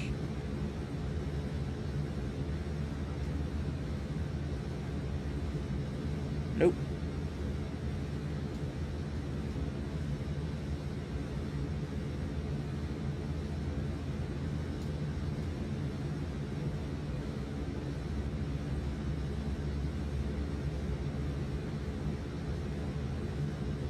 That's pretty wild that the coast of Greece like that is. Oh shit. Uh-oh. Oh, I thought we were crashing. You see how violent they make these turns when you're in sped up mode? That's crazy, man. Hey, that would be cool. We could try that. Yeah, doing like Mach 9 or Mach 10 at 2x speed. I mean, you can go higher than 2x. You can go 3, 4, 5. I just never do it because it usually knocks the autopilot system out of whack. Wow, that 200 miles went pretty quick. Jesus. All right, so we got 180 some until the next one. Let's speed back up again. And then after that, we only have about maybe 100 miles to the airport, I think, at that point. We're coming up on the coast of Italy. Right on the boot. That's the heel of the boot we're getting ready to pass right now.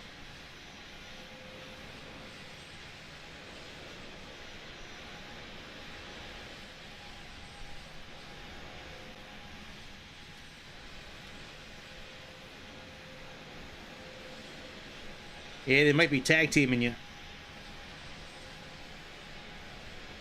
They might be jealous because you're the F-15.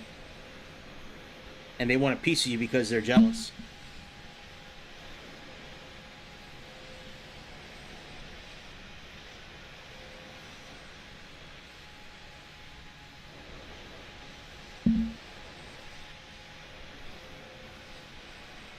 Raphael's a cool plane, dude.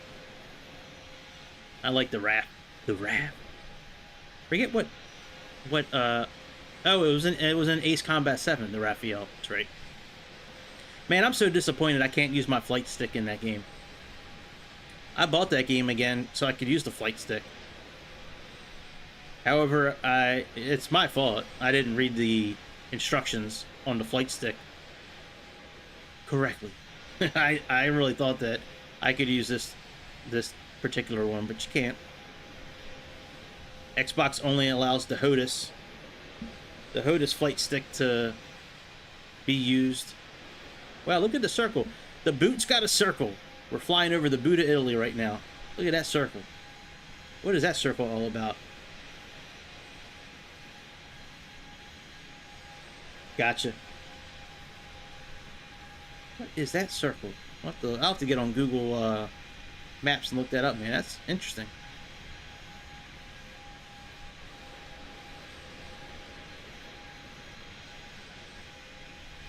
Yeah. I can do that.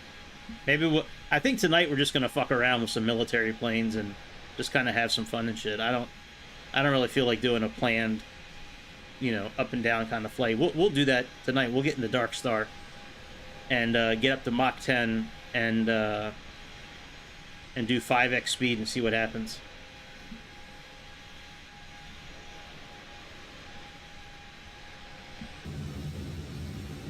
No, I don't have a traffic alarm.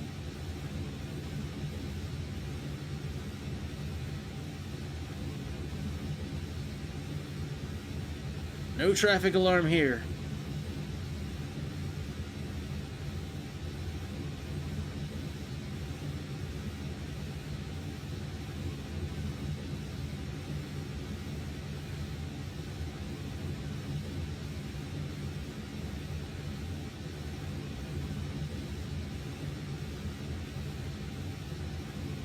Yeah, that'd be cool.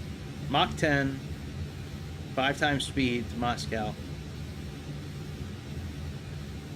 I have to do a little practicing with the Dark Star as far as like when to flip over, you know, inverted, and then when to flip back up and all that. I'll have to look at the instructions again on that.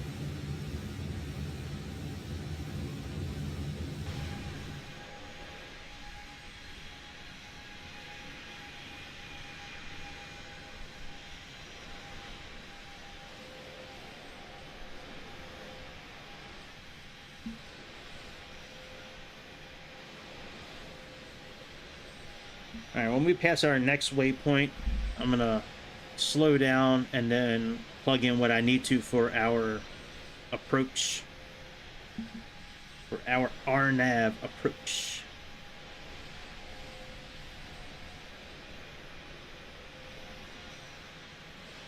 Yeah, maybe. Well, I don't know if we would run out of fuel though.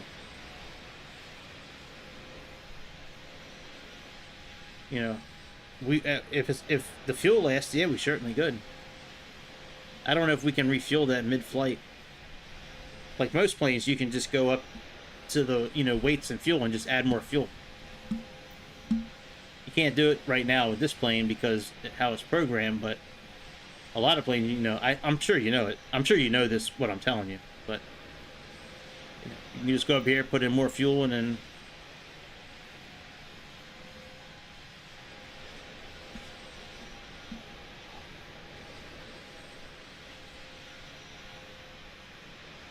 okay, well, shit. Yeah, there's no reason. I probably could.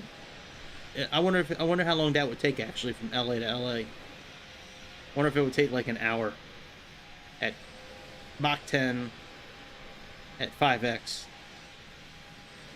If we can keep 5x that long, I really doubt that we're going to be able to. I think the plane's either going to be too hard to control.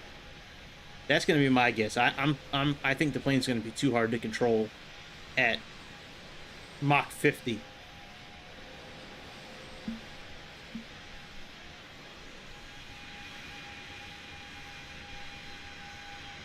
No, I don't see any white lines.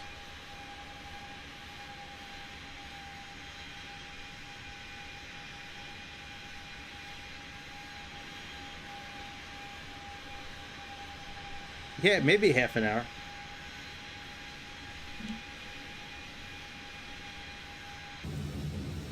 Oh, there's traffic. We almost got hit. I saw it on my radar.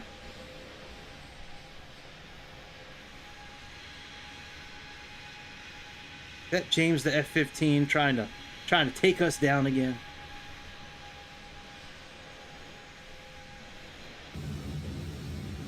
Oh yeah, we got 2 people around us now. I don't see anything.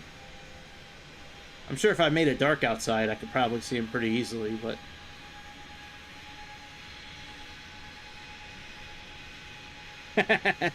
I believed you.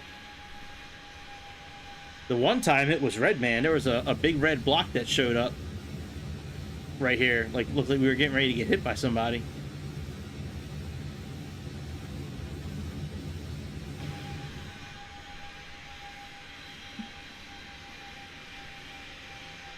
It's hard to see other planes sometimes when you're flying. I guess that's how it is in real life too.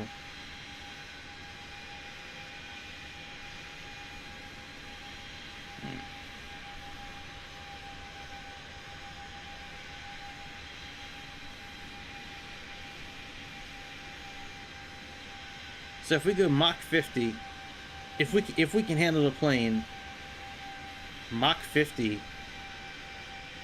Yeah, it might take a half an hour.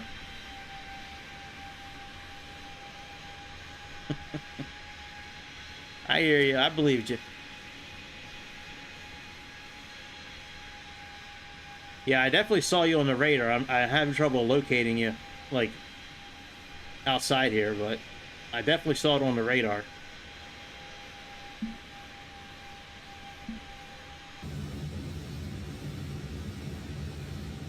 All right, let's set up the MCDU for landing.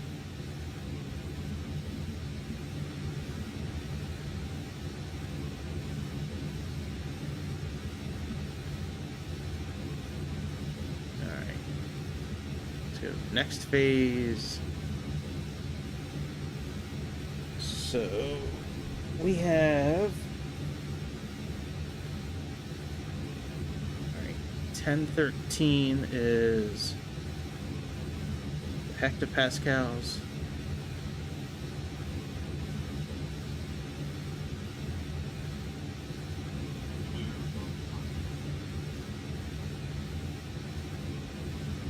Temperature is 16. The wind is 260 and 8 knots.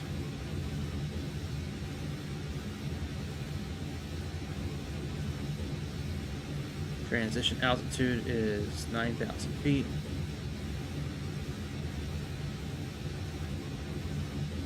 And our minimums are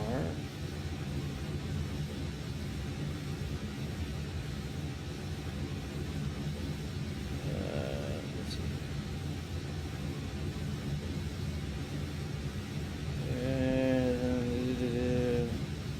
276. Transition's actually 6,000 and 276. All right, that's all set up.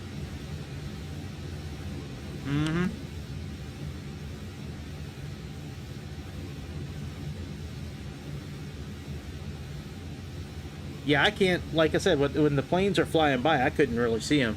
I'm in regular speed now, so I might see you a little easier. You know, if you get close again.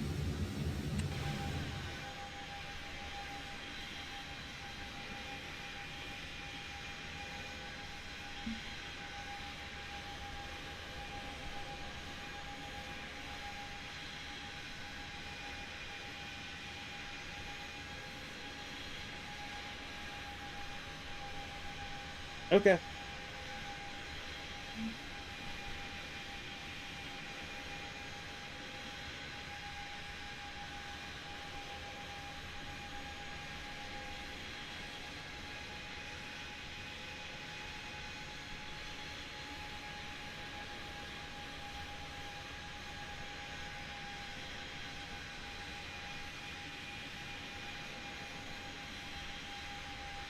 All right, 114.9 is frequency for the VOR. Let's go down here to rad nav. Let's put in OST.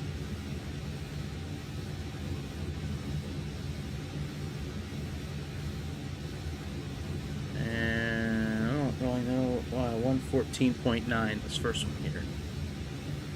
And we have a course of 159.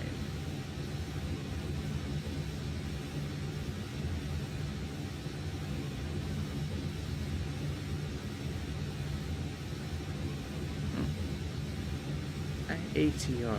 Wonder what that is. Let me look that up. I don't think that's one of the landings available here. Alright, 16 left. Let's go to approach. 16 left, category 2 and 3 is... Right, yeah, that's not correct. Let me store this page just in case. That's good.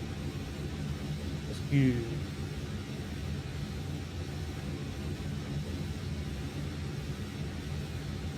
Alright, very good. We're all set up there.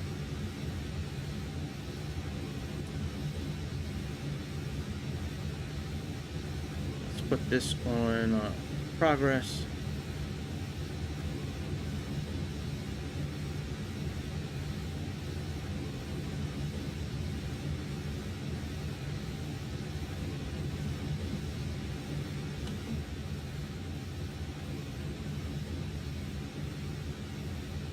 Oh, where's all the airplanes going to attack me?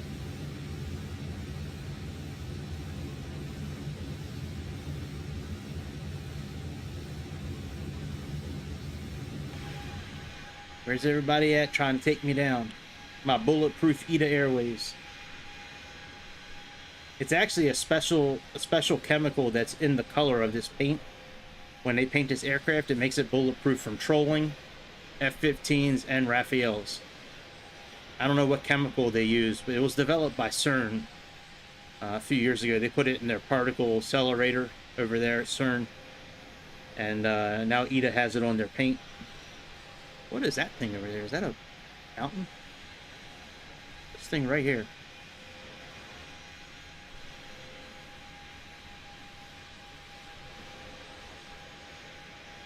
Oh yeah, just something over there. The way it looked like it was like some sort of like mountain or...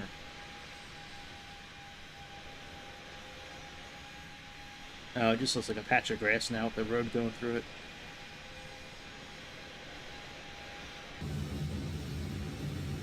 Now let's slow down.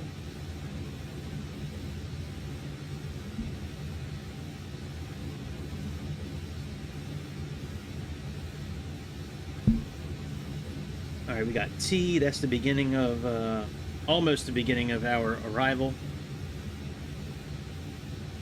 We're very close to making our landing. Very close.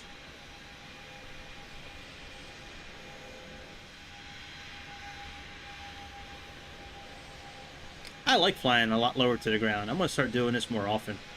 You know, I don't really see a point of going back up to 30,000, 40,000 feet in the air. Unless it's for fun. But, like, I don't, you know... I'd rather stay close to the ground so we can see more shit.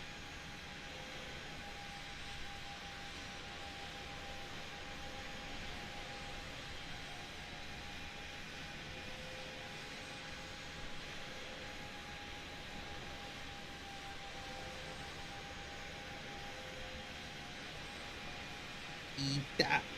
Ita. Ita.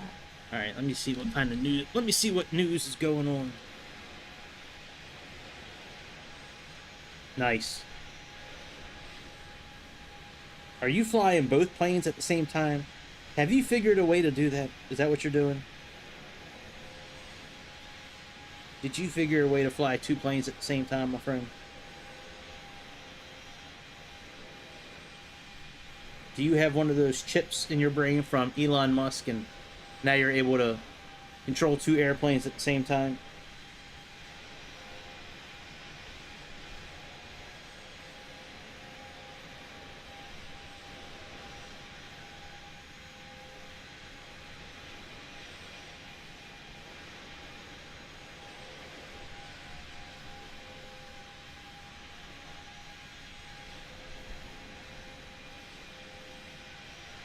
Wow, that's cool.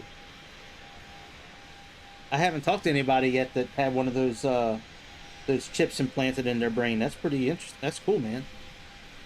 What else can you control with your mind? Can you, like, order DoorDash just by thinking about it? Can you make a burger show up just by thinking about it? That would be awesome. You're like, no tomato. And then, like, 20 minutes later, it shows up.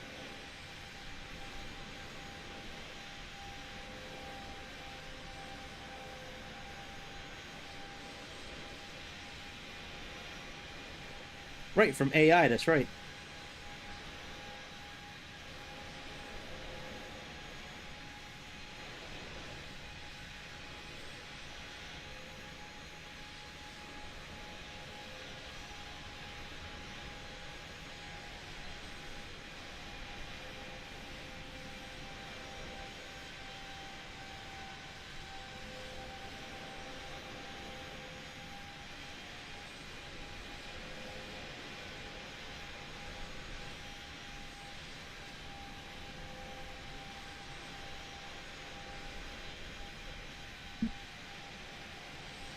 Oh, my bad. Sorry. I thought it was mind control.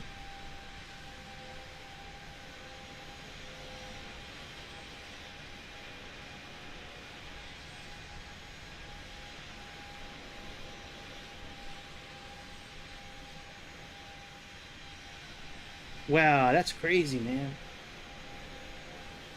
Snubbed. Dude, it was a joke. It's a joke. They've only put a chip in one person so far, and that person's had serious complications from it. Like, I'm pretty sure that's not you. I mean, it could be. I don't know you. But I was just joking. I was just wondering how you can fly two planes at the same time. That's why I was making that joke. It's a joke, you know, like, haha.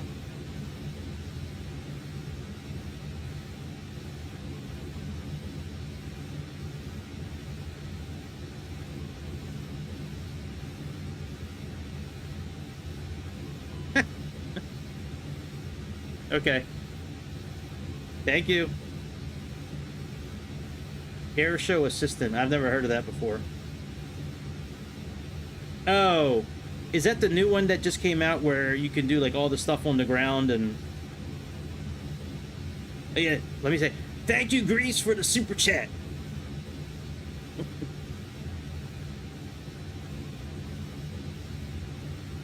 Yeah, I'll check it out after we land. I know that there's a new mod that came out today where it can control like everything on the ground, from the air marshals to whatever. Campo Volo UFO.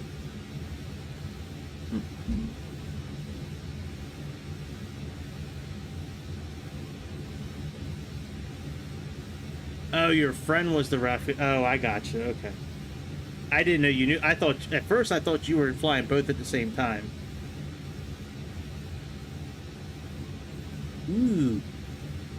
Why are you trying to get me to buy stuff that's not vanilla? You of all people, Grease. I think you're feeding your addiction through me now, actually. You know, I'm not a therapist, but I know you said you had issues where you would just buy stuff and you couldn't stop. I think, hey, I don't mind buying the stuff, you know, but I think you're doing it that way. You can tell yourself, oh man, I don't have it, but that you're getting it through me now. You're living vicariously through me. Yeah, I'll get it when we're done this flight.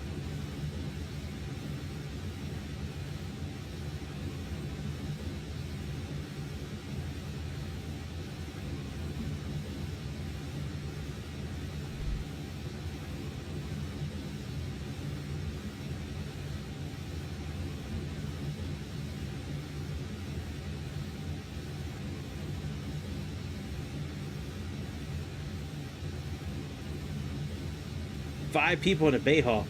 Damn. Yeah, how do kids just get away with assaulting other kids and nothing happens to them? I just saw this story. I don't know where it was from. Somewhere in America. This girl. Right. That's exactly right. Yeah, I didn't do it. Greg's doing it. That's right. That way, when you lay your head down at night and you think about everything that went on during the day, and you're sitting there and you're just thinking about the day, you're like, man, I'm so glad I didn't get any mods for another day. I didn't buy any mods, but Greg, that boy's out of control. He's just buying everything. I'm gonna have to delete some games here pretty soon so I can make room for all these mods. Oh wow, flames erupt from an Air Canada Boeing jet during takeoff. Jesus, another Boeing problem.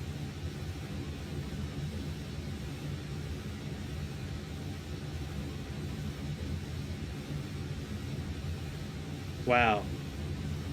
That's crazy, man. This thing is on fire, man. That had to have been horrible to see. What kind of plane was it?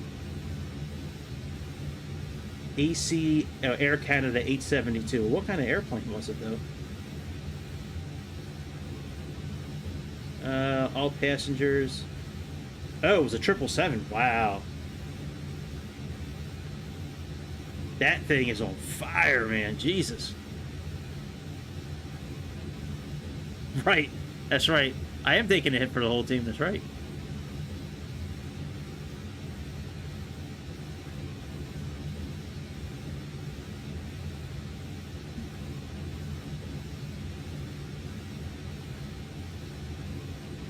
All right. Well, we're almost on the ground. This turn here is beginning the arrival.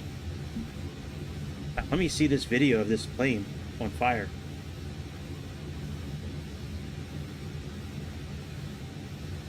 Whoa! I mean, that wasn't... Oh, never mind. That is bad. Wow, I think it's like shooting... It's very suspicious, though, that there was a camera ready to go. Just at the right moment, at the right angle. That's very suspicious. Okay. I believe you. God, there's a video of this girl beating the hell out of another girl who's crying in the bathroom, and then she forces the girl's face onto the floor and makes her lick the floor. Jesus, what's wrong with kids today? What's wrong with you kids today?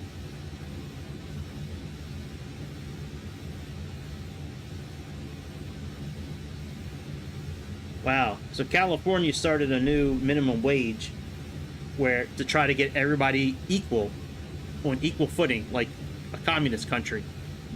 Well, because they increased the minimum wage now to $20, California restaurants have cut 10,000 jobs. So now 10,000 people are out of work because the left communists over there thought that everybody was disenfranchised, that everybody needs a living wage, and $20 an hour is sustainable. Well, now you just lost 10,000 jobs. Now the government's going to have to take care of those people until they find new work. So now the government's going to be losing even more money in California. That's great.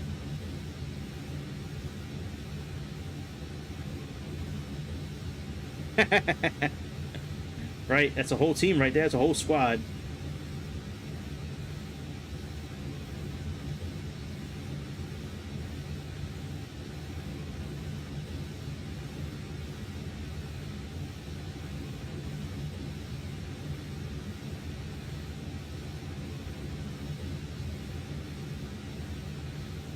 Wow, crazy stories today. Jesus. So depressing reading the news sometimes. Like, I almost don't want to read the news, but kind of feel obligated to. Right, a squadron. That's what I was thinking. Squadron.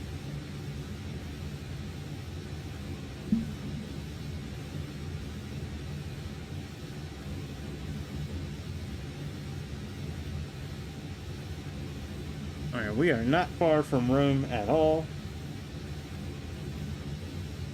We're actually getting ready to cross over Rome, actually.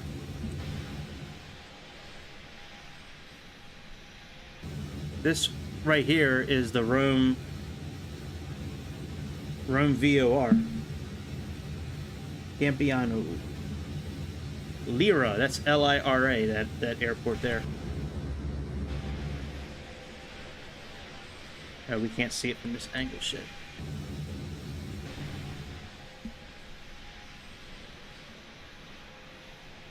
Oh, that's cool.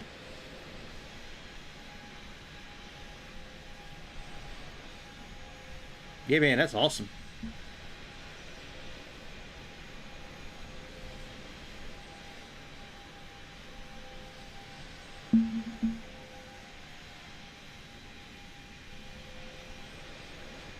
Alright, so we have one waypoint, and then the one after that is where we make our big turn to the, very sharp turn to the left.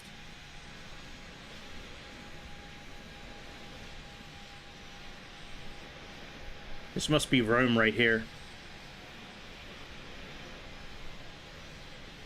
I'm guessing, with all those icons for landmarks and shit like that.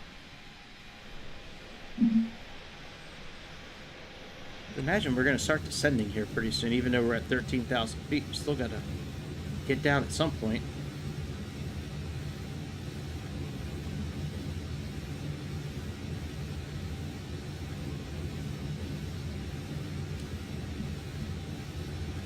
Oh, we should be at 220. Jesus Christ.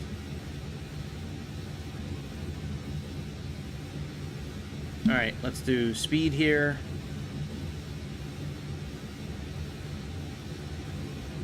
Let's put this down to 240.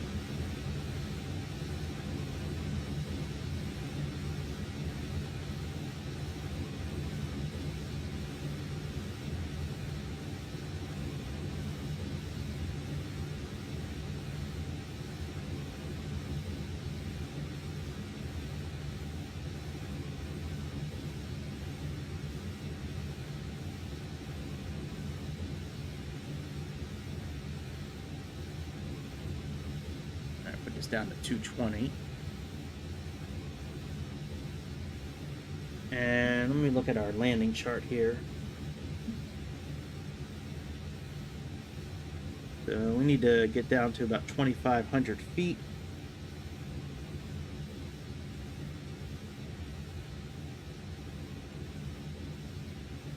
And we got 6,000 feet there.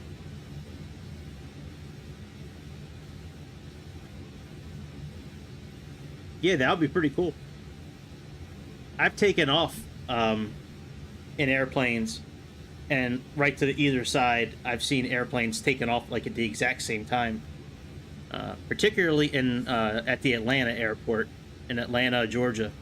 I've seen that often leaving that airport, where other airplanes would be leaving like at the same time, like right next to you. They have like three runways on each side, so there's 6 runways total, and yeah, I've seen it before where planes take off at the same time, and it's pretty wild. Alright, so we got that. Let's plug in 6,000 feet. So let's descend now.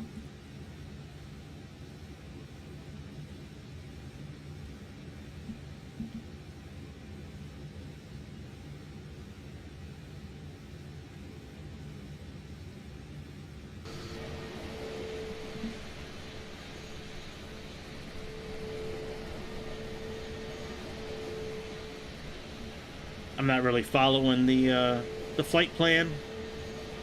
We're just gonna descend where we feel like it.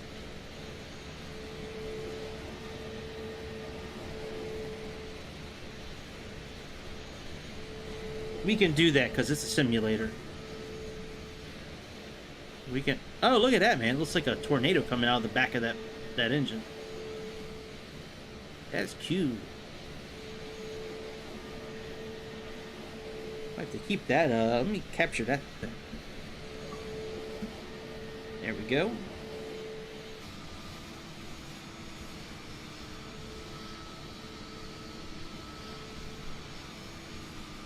Oh yeah, we got to put our lights on. I don't want people messaging me saying that I wasn't doing stuff correctly. Oh my goodness. We might have to restart the whole thing if we mess up.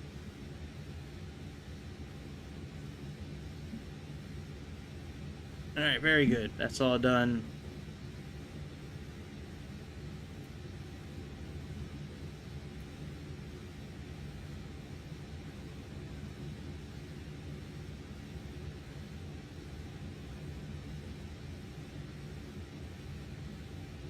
The Globemaster, man, that's a really big plane. That's a big plane. I came close to buying that plane too the other day. I was looking at that thing.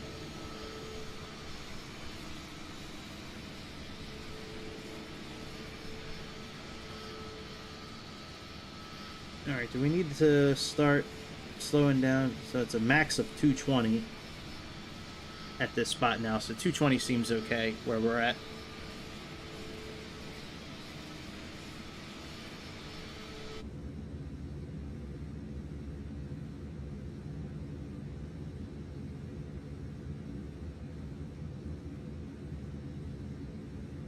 Alright, we're getting ready to flip back the other way here in a moment. See this big turn we're making here. And we're gonna make this right, and then we gotta go up and around. What is the pressure where we're at here? Let's see. Dashboard, let's update this. Yeah, I must restart. I might have to. I already did one restart today. I'm not doing it again.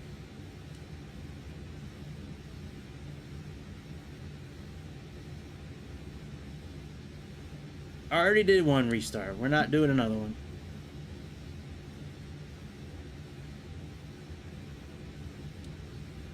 I did a restart earlier, so because I forgot the name of the company that made these liveries.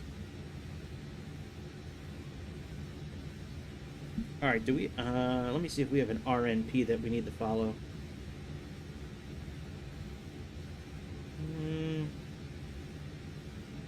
No, I don't see a RNP. Usually it's like 0.3 or... No, I don't see one. Missed gradient minimum 4.3% up to 2,000. Yeah, I don't see one. All right, very good. So that's fine. We're getting down to 6,000. Let's put this down to 210.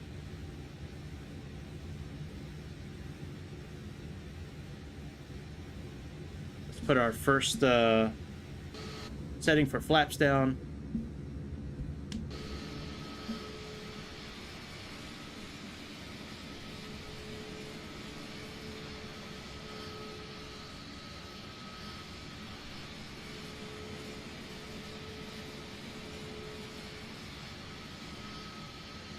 All right, very good. That's done.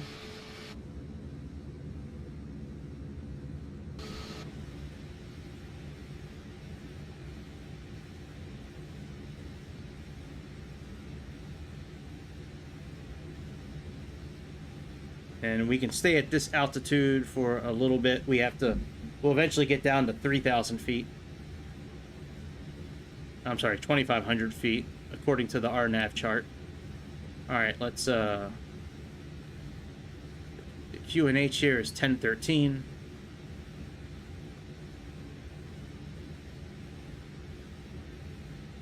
We should probably change that on this landing here.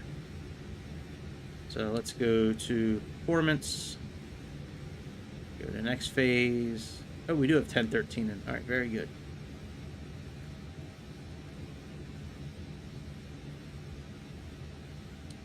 Let's do this LS button. We're landing.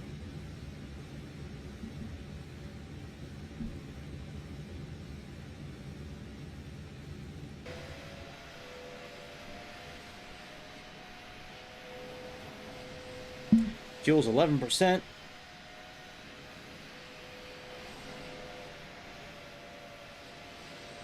All right, I can probably do that. I'll have to see what kind of moderator that is. I can do that.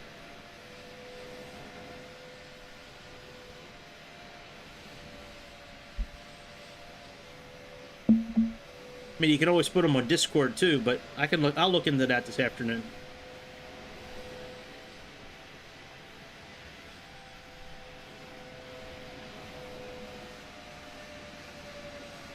All right, we are almost on the ground.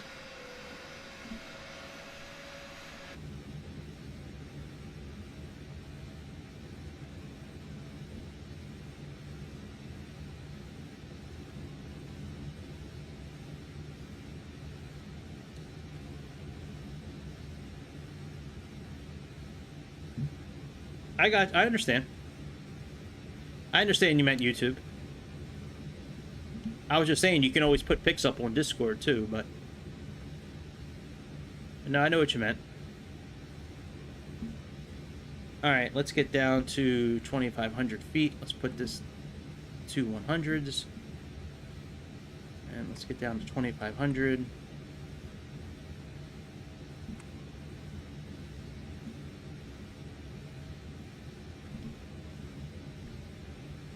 And let's click on this button again.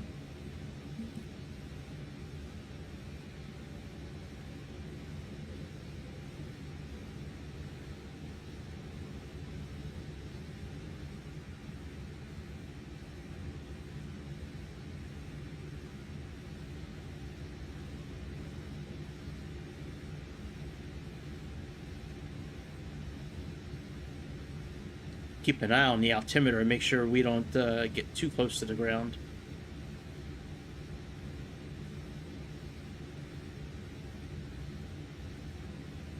Alright, so according to this, a max of 210 knots, and then the last waypoint on this arrival pattern is 200 knots. And then we can come in for the landing. 2,500. Alright, let's hold up our altitude here.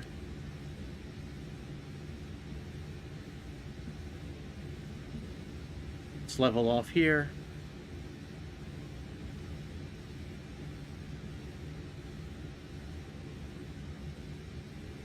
Let's arm our brakes. Let's put arm that.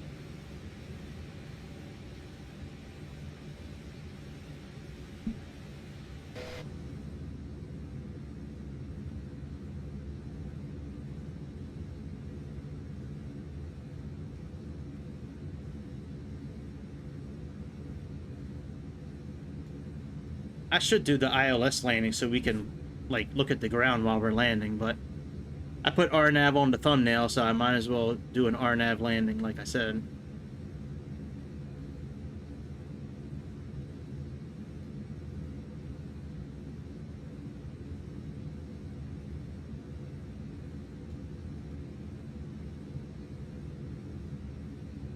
Yeah, that's cool. Tower cam.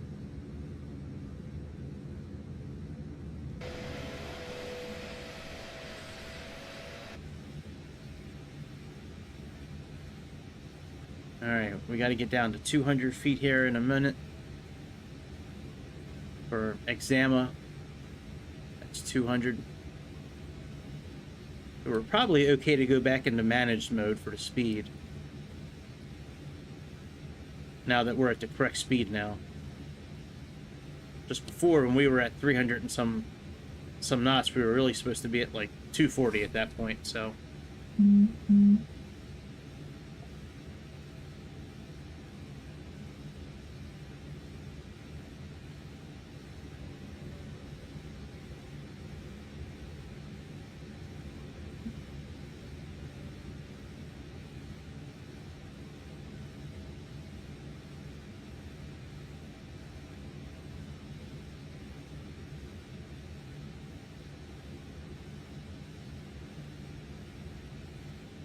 All right.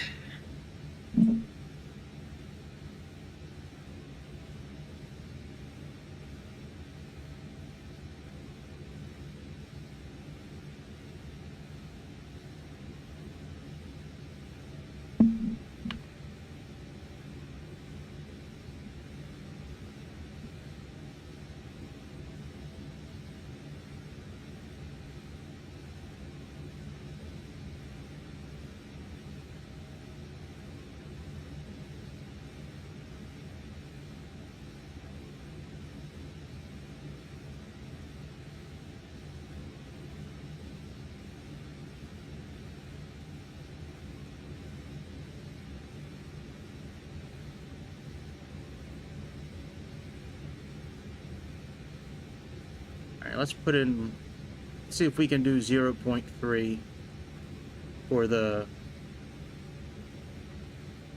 won't let us do it, 0.3.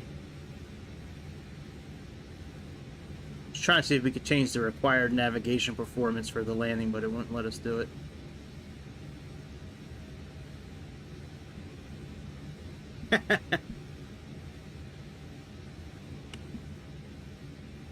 That would have been fun to watch.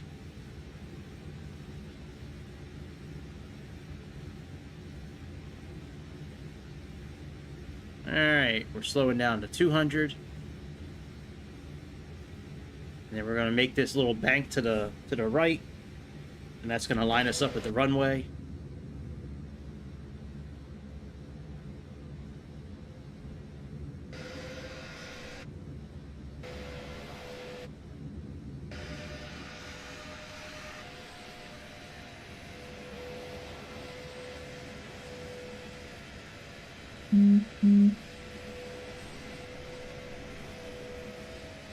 Alright, here's our turn to the right. And now that's going to line us up with the runway. almost on the ground. Let's click approach and see if we pick up the RNAV course this way. You know, the final approach course and the glide path. And what's coming up next? Araxa, we need to get down to 2,500 now. So let's go ahead and descend.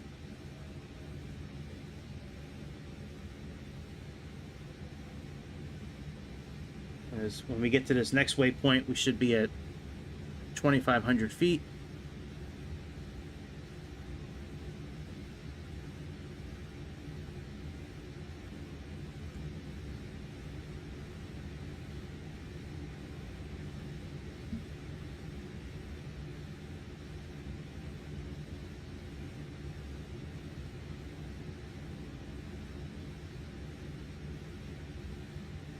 Toggling the speed brakes to keep us at a good speed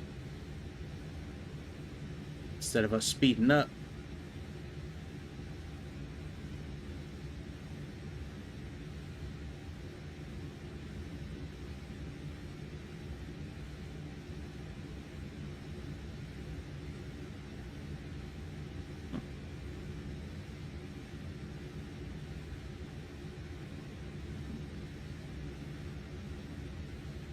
All right, there's the airport right here.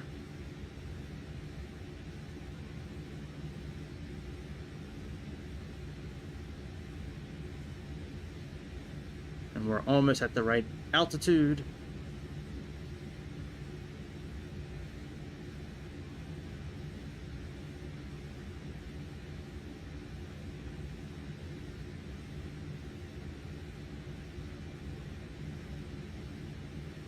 There we go. Turning on final. All right, we got approach nav.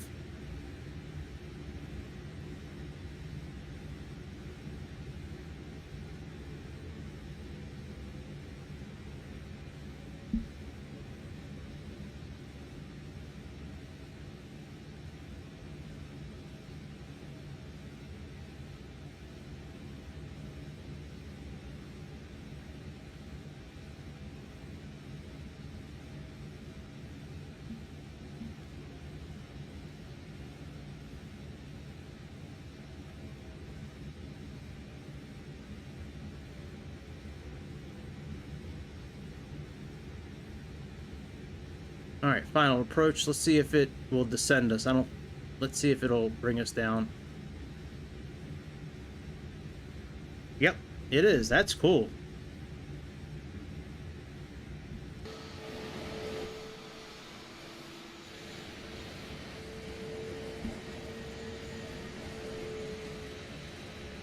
Put some more flaps in play. Oh, we actually need to arm the speed brake too.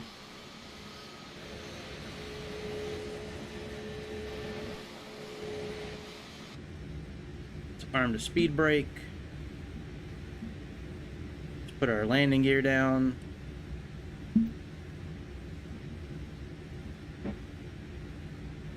Let's let the cabin crew know.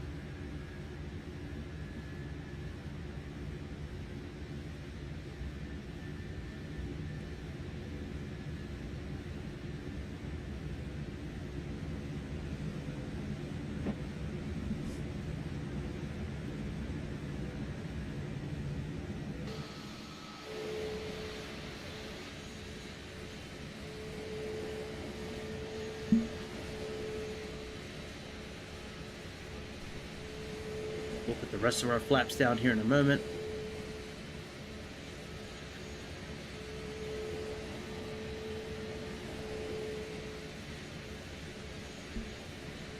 All right, flaps are full.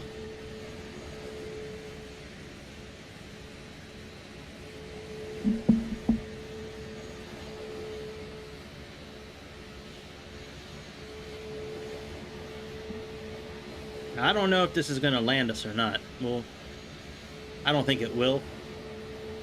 So if it doesn't, we'll land in this port of this, this camera angle here.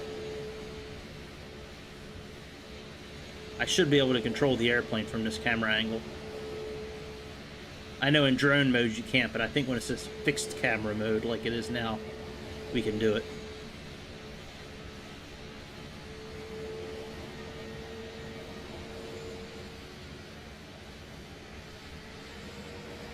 Tout le monde, do as I please. Back here. Alright.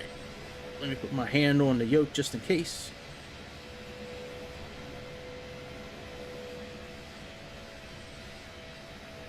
Because usually when it's this kind, it'll only bring you to like 100 feet over, but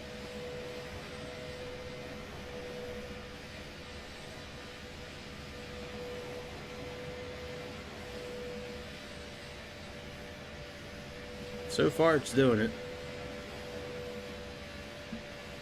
Alright, let's pull back on the yoke.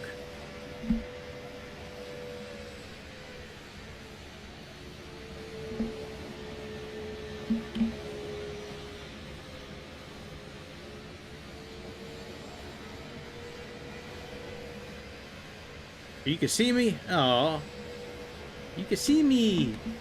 Alright, very good. So we're slowing down. Alright, we are here in Rome.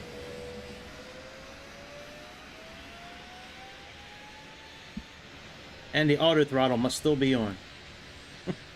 Anyways, alright, let's get out of here. Let's go look at the that mod that Grease was talking about, and then I gotta jump off. I gotta get ready to call a customer here very soon. I'm gonna have to jump off for a while. Unload.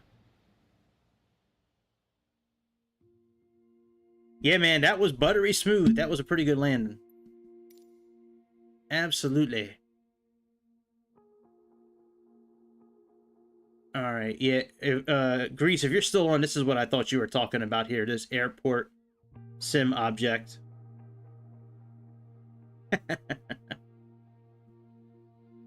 The zombies are okay. Alright, let me go back through the chat and see if I can figure out which mod that was again. Fighter jets. Air show assistant by touching cloud. Oh, give me 1 second, guys.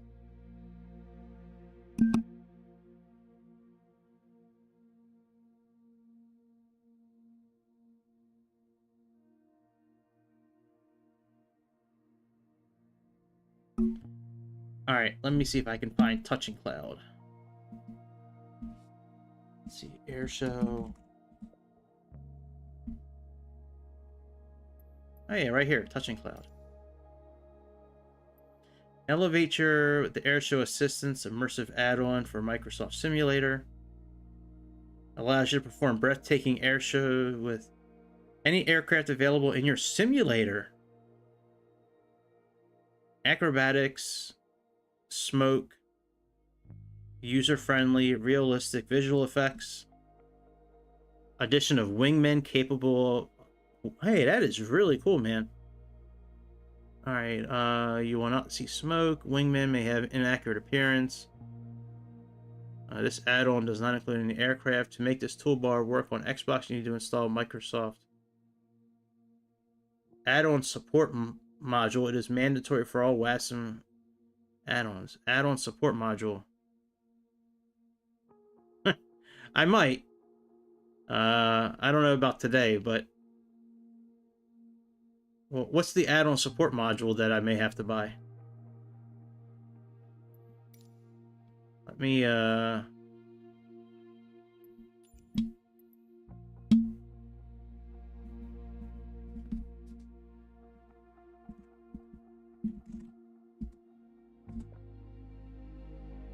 don't see an add-on support module anywhere. I might already have it, being that I already have add-ons, so.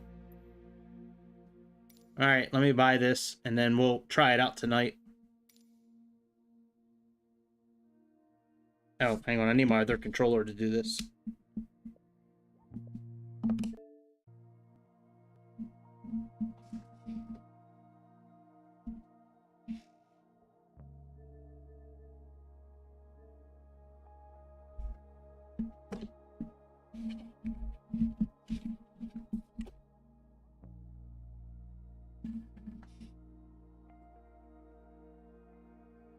Thank you for your purchase. Now go have some fun. All right, cool. Well, guys, I will be back tonight, normal time. Same time, same place as usual. Yeah, I figured I had the module once I saw it wasn't in the store. So I'll be back normal time tonight. I do have to get ready to go now because I have an appointment with a customer in about 20 minutes. So thanks again, guys. Okay. Yeah, I might.